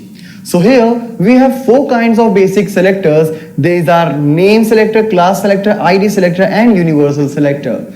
The name selector is something where you will pass the name of the particular tag from which you want to apply the styles. For example, if I want to make some styles for the heading H1 or H2, I will use H2 as the name of the tag, and inside this I will put all these styles which I want to put for that particular tag. Now second is the class selector, where I will put dot as a class selector, and that particular class of CSS will contain some list of styles. When on a document I want to apply that particular set of styles to a particular element, I will use the class attribute by passing the class name. So whatever styles I have passed in that particular class selector, that will all be applied on that particular segment. The next is ID selector. So ID selector is something where you will put these styles which is particularly for a single element, as it is ID selector and we cannot have the multiple ID with the same value on the same web page.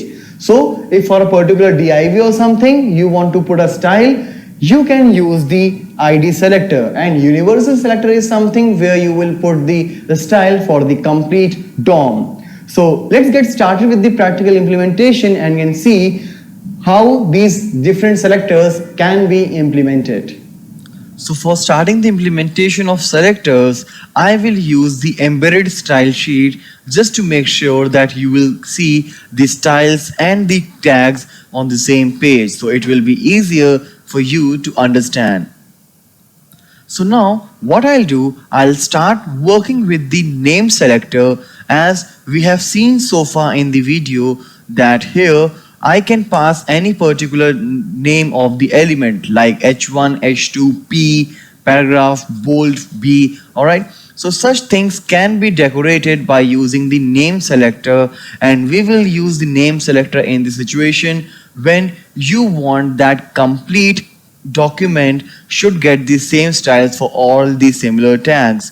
For example, here in H1, if I'll say color to blue, then all the H1 of this particular tag will be converted to the blue font. Alright, similarly, if I'll say H2 to color green, and text decoration to underline,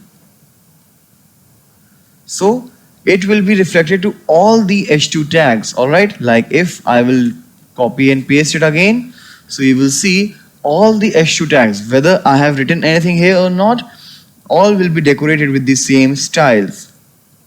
Similarly, you can pass the same styles to the multiple elements at the same time. For example, I have a couple of tags like for bold tag and for the italics tag.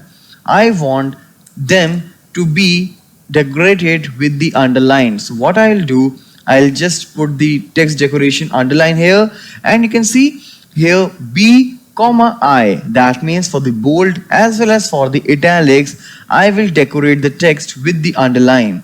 So let's see how it will be looking like.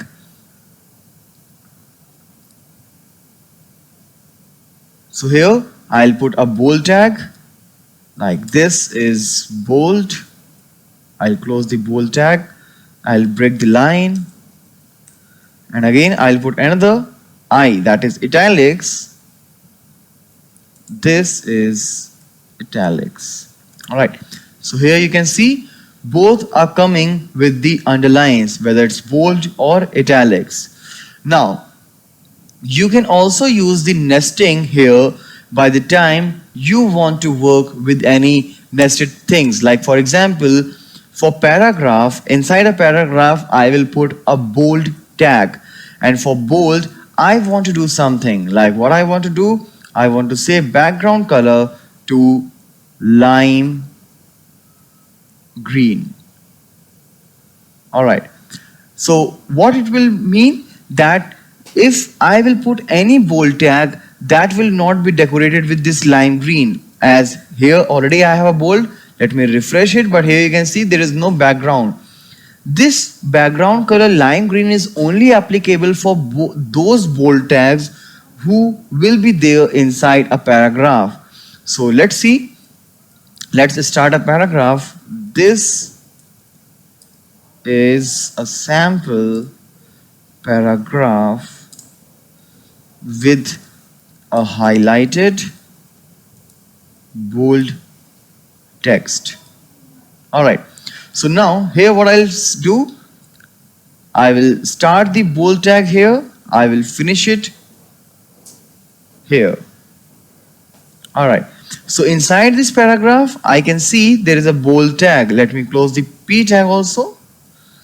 All right, so let's come here and refresh, and here you can see this is a sample paragraph with the highlighted bold text, and here you can see it is bold, it is underlined as well, because here I have designed the underline design for the bold text.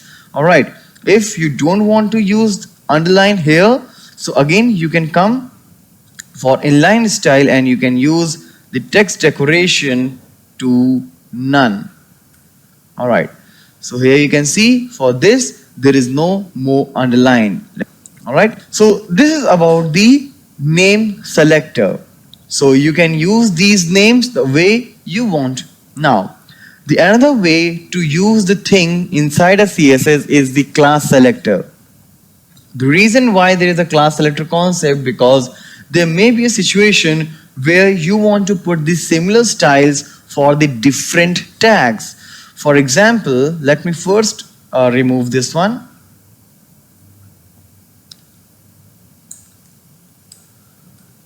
So what I'll do for the class selector, first of all, I will use dot, that is a class. All right, and here I'll set different style classes. Let's say the first style here, I will use the color green and font Times New Roman. Similarly, let's put another style, style 2, another class. All right, and here I will use again the same attributes with a different value, like it's red and font family to Corsiva. All right, so now Here I have not specified like for which particular tag I want to put these styles. So if I am saving it, you can see all the styles are gone away. Alright, so let's remove the text as well. I'll put some relevant text here. So what my requirement is, like here I am putting an H2, that is a heading, like heading 1, and for this particular heading I want to put a paragraph. So this is a paragraph for heading 1. Similarly, I want to repeat the same thing for one more tag, that is H2 again, it's heading 2. This is the paragraph for heading 2. Alright, so now this is the updated text. Now what I want to do is, I want that this heading and its relevant paragraph should come in a similar manner, and this particular couple, like this heading and a paragraph, should come in a similar manner, but with the different styles, which I have already defined here.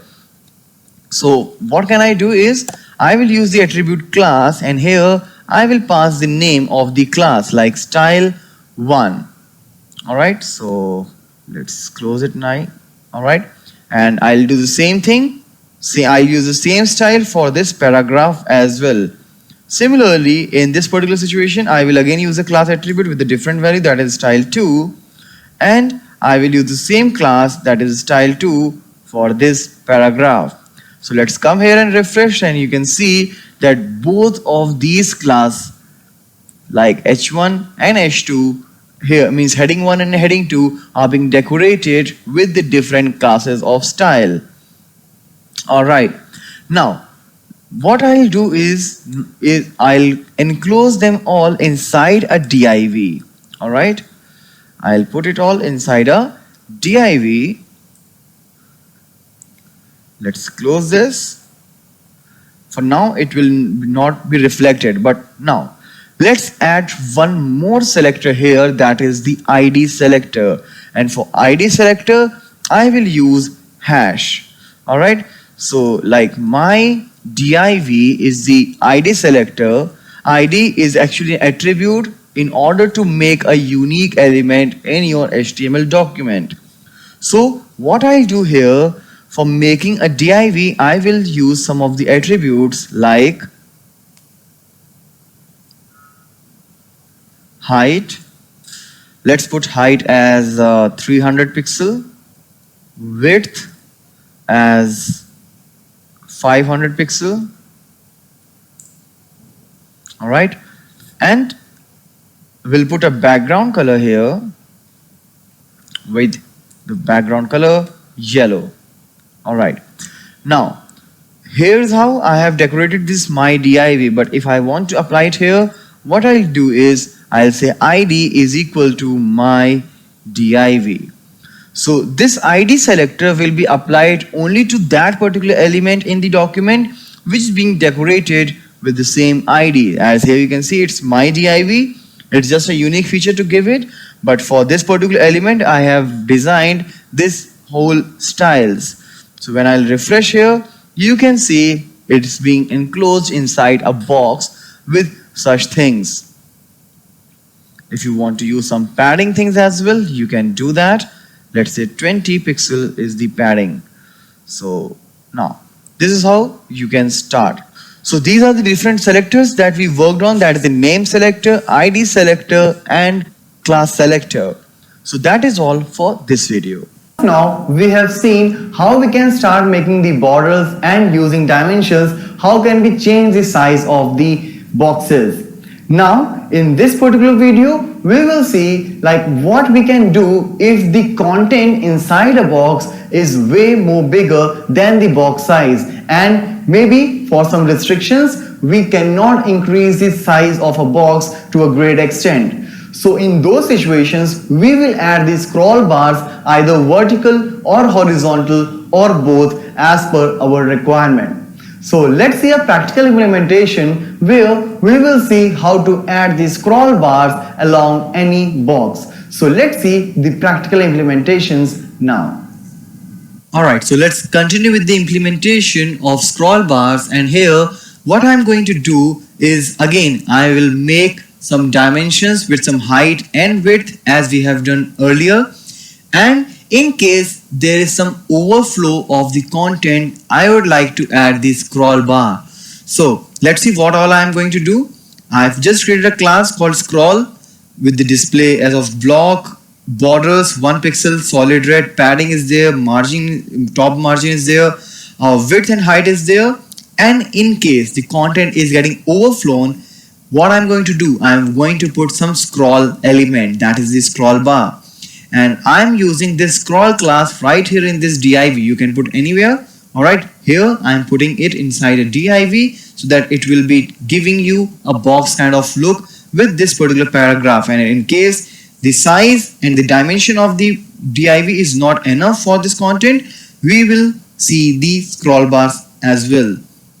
So let's see how it is appearing in the browser. So you can see, like, as the content is big enough, the margin is all there, which I have set in the CSS class. You can see the scroll bars are now appeared on the left, on the right, and on the bottom of this div.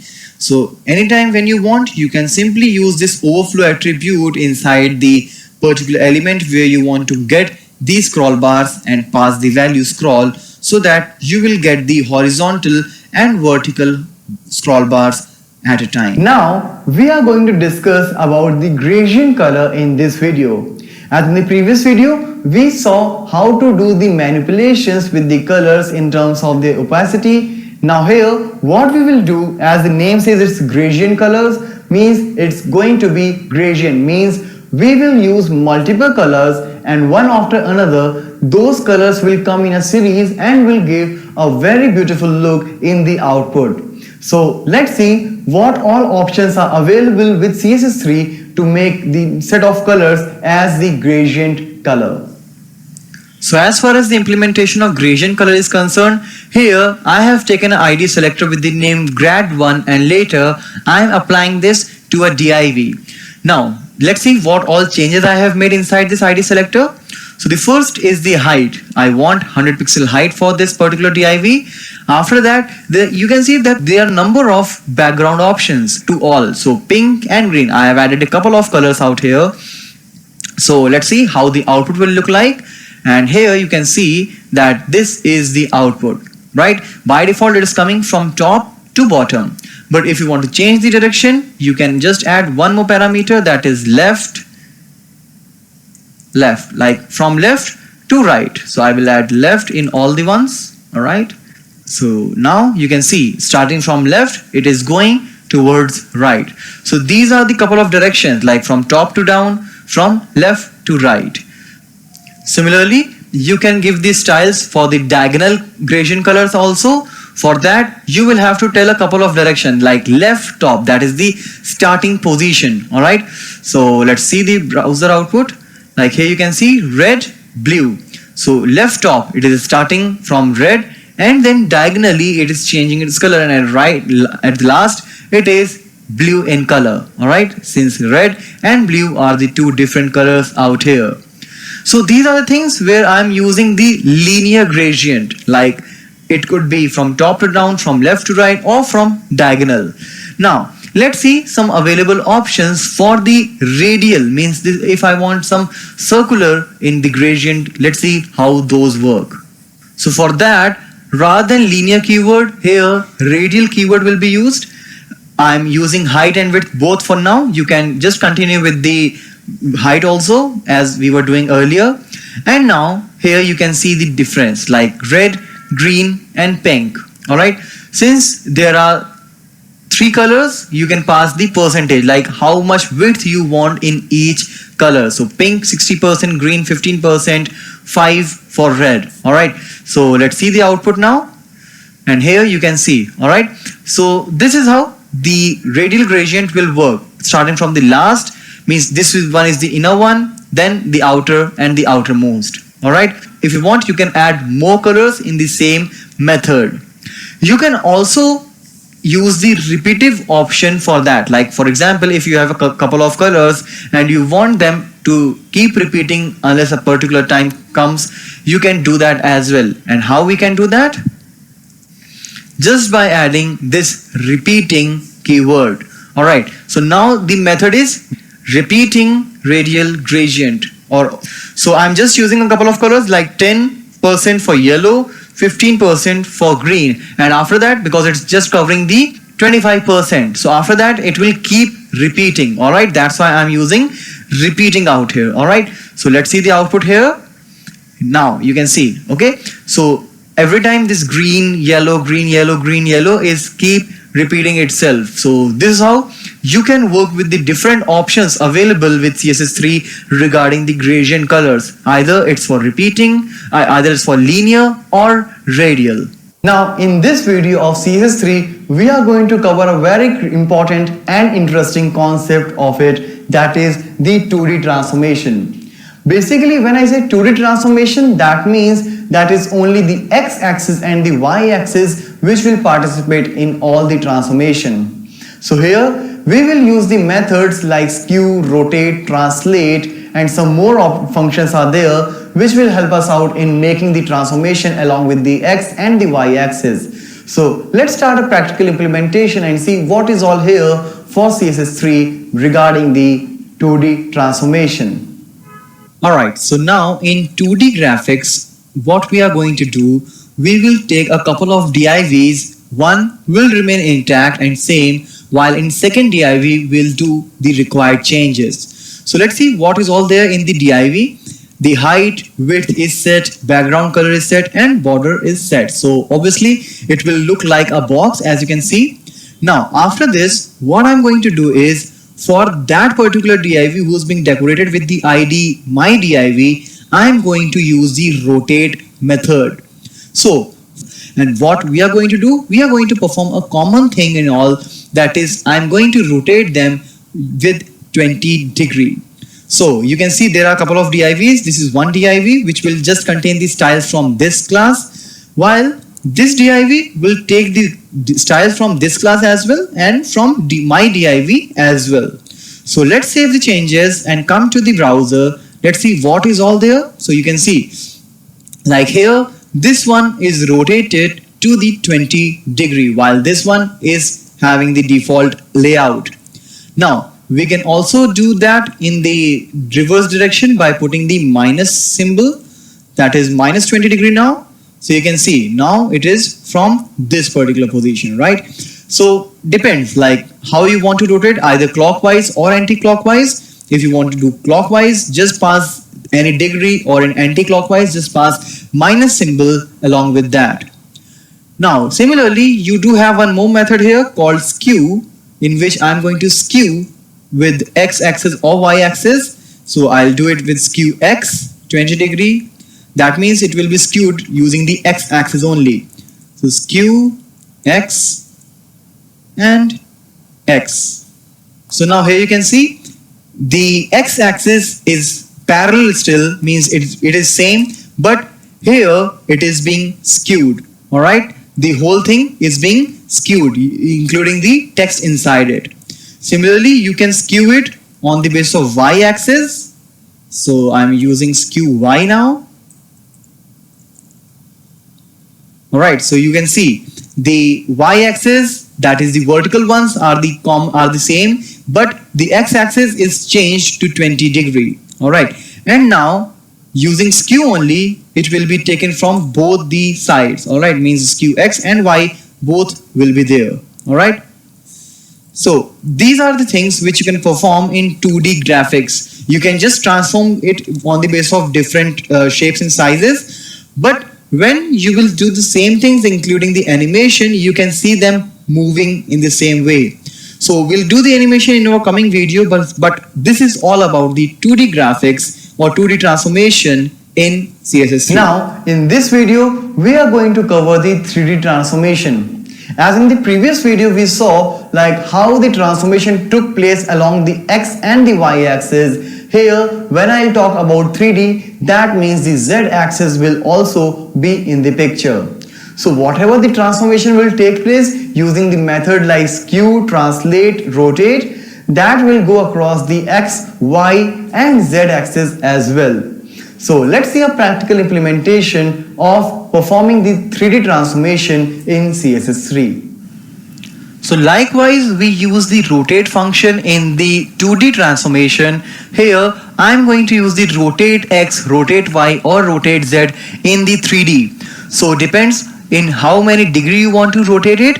You will just pass the axis around which you want to do the rotation. Rest, again, I'm using a div, which is nothing but a box, pink color box with the height 200 pixel, with the height 100 pixel and width 200 pixel. And again, there is a special div in which I am performing the rotation. So this is the normal div with straight box, and this is the my div in which all the rotation will take place. So let's save it, come to the browser and refresh. So you can see this is rotated to 150 degree using the X axis. So the whole text is being rotated as well right after that. All right. It is being rotated along with the box. Now it is rotated using X axis. You can do the same using the Y axis also. So rotate Y. So now you can see the whole rotation is take place now according to this axis. Initially it was using the X, now it is taking the Y. Alright, so this is rotate Y. It is still written X, but now as you know, like I'm using rotate Y, so let's make it rotate Y axis. Alright, so this is Y. Alright, similarly you can do the, because it is 3D, there is Z axis also, there is Z axis, so you can use rotate Z as well. So now the rotation will take place as per the Z. So let's save it, come to the browser, and here you can see the third dimension of it. Alright, so these are, as I said, like these are the things which I'm just using it in the transformation. If you will create a storyboard using the animation, you can see them, you can feel the animation and the transformation taking place. Alright, so in our next video we will learn about the animation, but this is all about the 3D transformation using CSS3. Now, in this video of CSS3, we will talk about the animations in it. So far, when we were doing the transformation, maybe 2D or 3D transformation, you were not getting that exact picture. Maybe it was something like if it is rotated, you may be not getting how it is getting rotated. But using the animation, you can get some animated things as well. For example, you may get a moving text using the animation. You may get some rotational boxes of div tag, obviously, using the animations. So here, what we will do, we will just set a starting position and the finishing position, and this animation will take us between that particular path. Alright, so let's see a practical where we will put some basic animations using CSS3. Alright, so now let's hear it for the animation. So let's start with a very basic example where, like all the previous videos, most of the previous videos which we were doing is I'm creating a box with the width 150, height 150, means it is a square shape, background color red. Alright, so it is like a normal box, but after that it starts with the animation thing. So what are the things out there? First thing is we have to put the name of animation, because there could be a number of divs, there could be a number of elements where you want to perform animation of different type.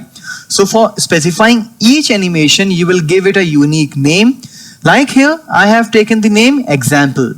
Now after example, it is a name. Like after that, it is about for how many duration you are preparing this animation. So for me, I'm taking it 4 seconds. Now, in these 4 seconds, what all I want to do? So that we'll have to set by using the keyframes. And when you specify keyframes, you will have to tell also like which particular example, means which particular animation, because here I have given the name. So you will have to specify for which particular element you are going to perform this keyframe thing. So I'm doing it for the example. What I want to do, I will start the color transformation, like the background color, I will change it from red to yellow. Alright, so since you can see background color is already red, so I will start it from red, so both will get mixed and then I will change the color to yellow in 4 seconds. Alright, so as you can see, it is for that particular div whose ID is my div. So in body, I only have one div with the ID my div. So let's save it, come to the browser and refresh it. So in the 4 seconds of time, this box will transform itself from red to yellow. As soon as the transformation is over, it will come back to its original one because I have given a default background color to this div, that is red. Alright, so again I will refresh. In 4 seconds it will come from red to yellow, and once it is done, it will come back to its default one. So this was just about the keyframes thing where I changed the background color. Similarly, you can change this position also, whatever you want. So now in this second example, I'm going to add some more things. Here the animation name and duration will remain same, but I'm going to make some changes. Like in the previous one, it was starting from red and finishing with yellow. But if you want to take it from red to green by passing some of the colors, you can do that as well. So what I'm doing here, I'm using percentage thing right here. So at 0% means at the very beginning, the background color of example means for this particular animation will start from red. Once the 25% of the time will take place, 25% means the 1 second. Alright, it is because it's total 4 seconds. So when the 25% of the time will passed, I will change it to yellow. Again, when 50% will be over, it will be blue, and then at the 100th percent means when it is completed, it will turn into green. So I'm just making it from red to green by passing the colors like yellow and blue. So still I have that div, my div out here in the body. So let's save it, come to the browser, let's refresh it. So you can see, alright. So let's refresh it, starting from red, yellow, blue and green. Alright. So comparatively you can see yellow is staying for lesser period of time because only from 0 to 25 it is being there, but from 50 to 100 it's blue. So the transformation between the blue and green is comparatively slower. Alright. So this is how it is happening, and once it is done, it is again coming back to red, which is the default color. So now, so far we were just making the changes in color. Let's see what all we can do. So let's make some changes in this particular code so that we will be able to make the changes in the position as well. So as here, all the things are same, like the height, the width, the background color, the example, the name of the animation and the duration. Just one thing is more added, that is position. Because obviously I'm going to change the position, so I will have to tell like according to what I'm going to make the changes. So it is relative positioning. So whatever changes you will do, it will be relatively to the previous change. So at the 0th percent means from the very beginning, it will be left 0, top 0, means it will be at the topmost position. Now after that, when it is 25% done, it is yellow in color and it will move 200 pixel from left. Alright, means it will move towards right to 200 pixel. When it is 50% done, it is still 200 pixel left, but it will come 200 pixel from the top. That means it will move down to 200 pixel. When 70% will be done, it is 0%, means it is going towards left in the same height. And when 100% will be done, it will be to its original position. That is, it started from 0, 0, it will be at 0, 0. Alright. So let's save it, come to the browser, make the changes. You see, it is moving. Alright. It is not getting repeatedly, but yes, it is moving. Like this is 0, 0, now 0, 200, 200, 200, 200, 0 and 0, 0. Alright. So that is about the left and the top values which I was reading out. Now, if you want to make some delay in the animation, you can add animation delay. Alright. So when I add animation delay 2 seconds, that means after 2 seconds the animation will start taking place. Alright, so let's save it. Let's see how the changes are done.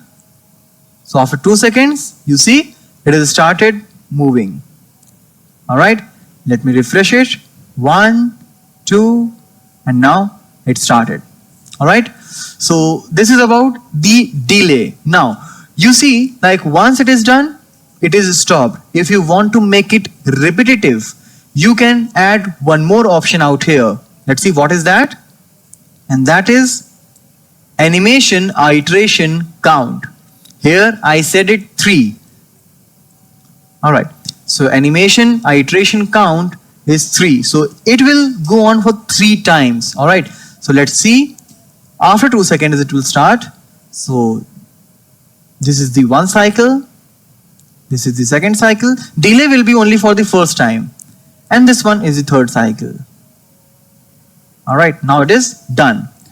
So if you want, you can also write infinite or any particular number.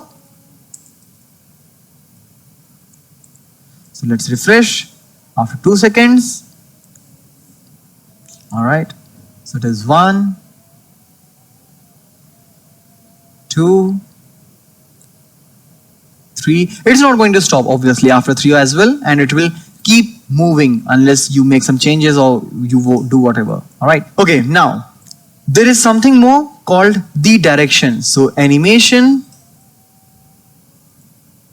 direction.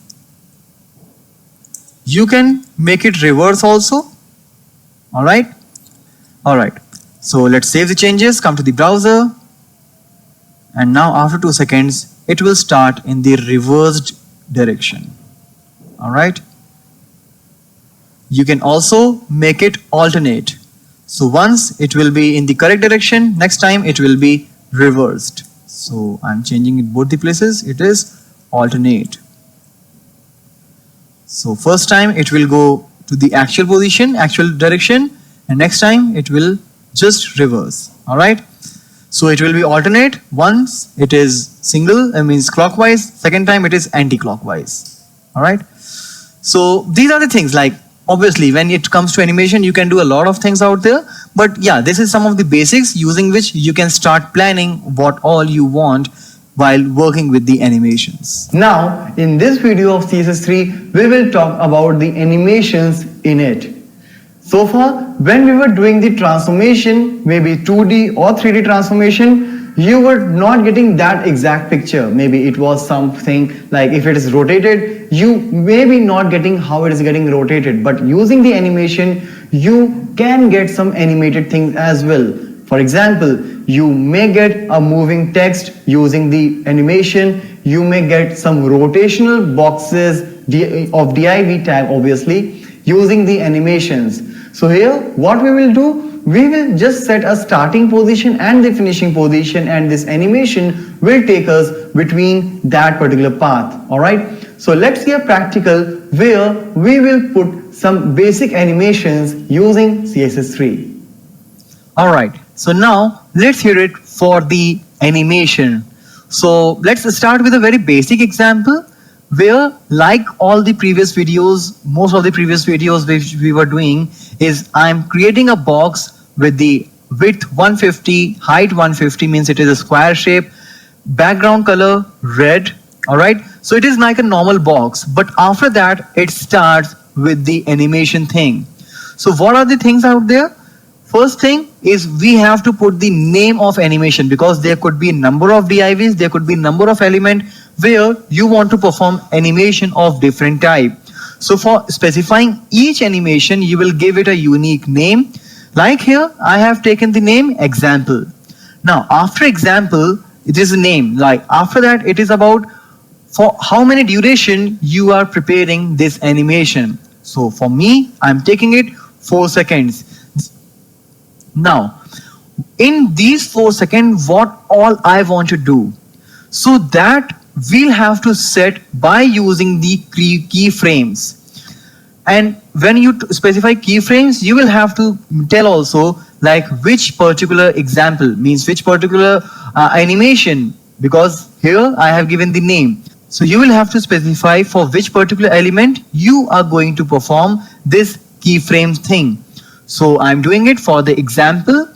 What I want to do, I will start the color transformation, like the background color, I will change it from red to yellow.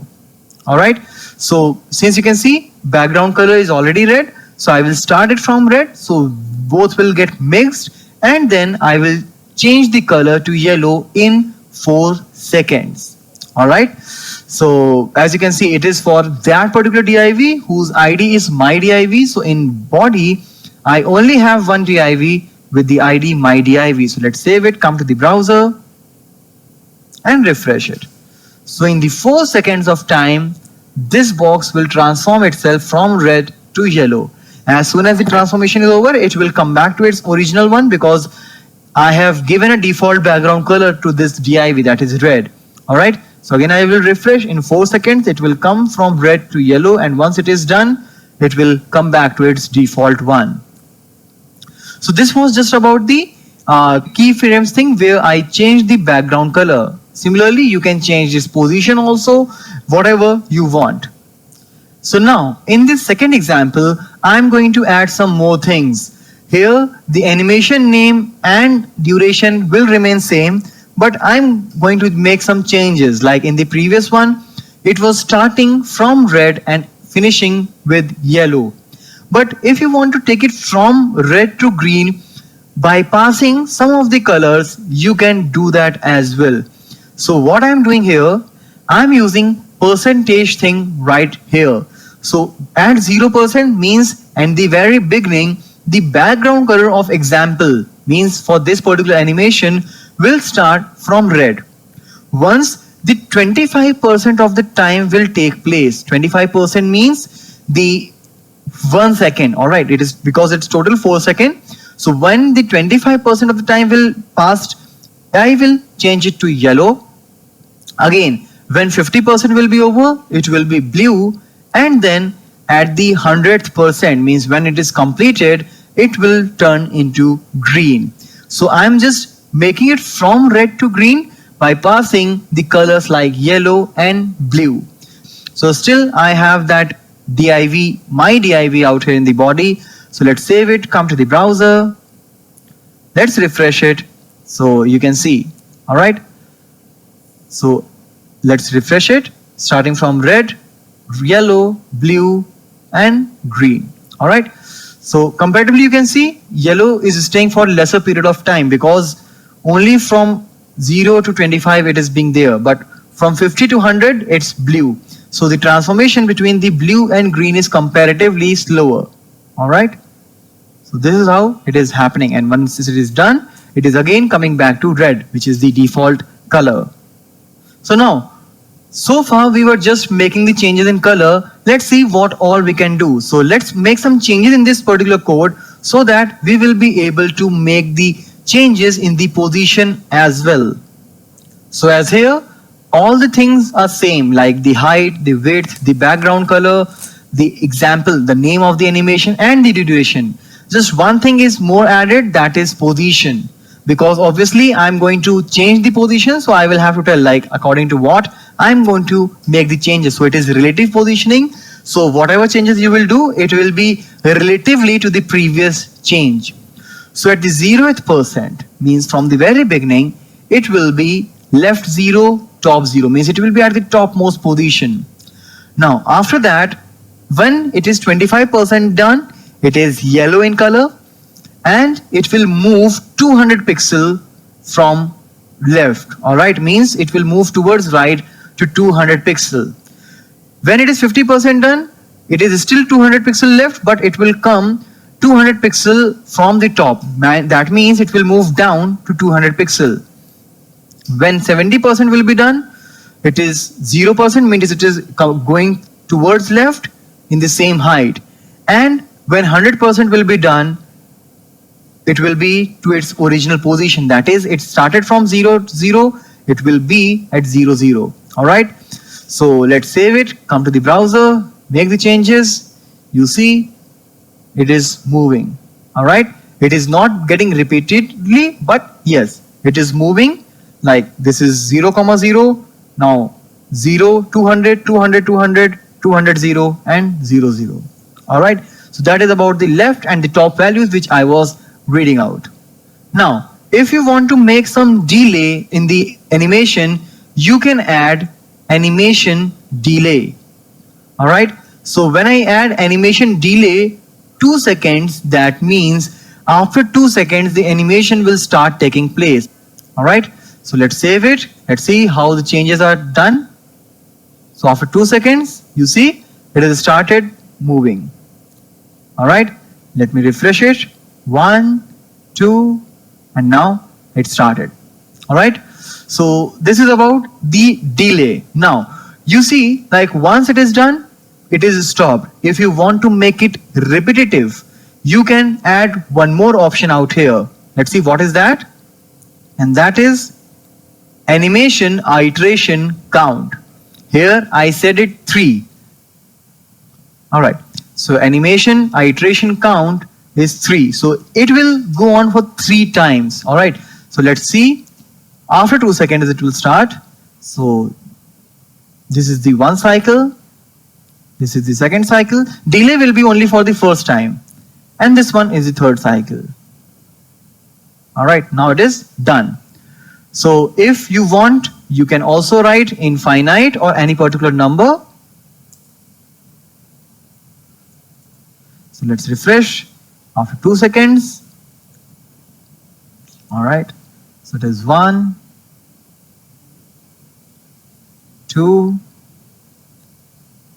3. It's not going to stop obviously after 3 as well, and it will keep moving unless you make some changes or you do whatever. All right, okay, now there is something more called the direction. So animation direction. You can make it reverse also.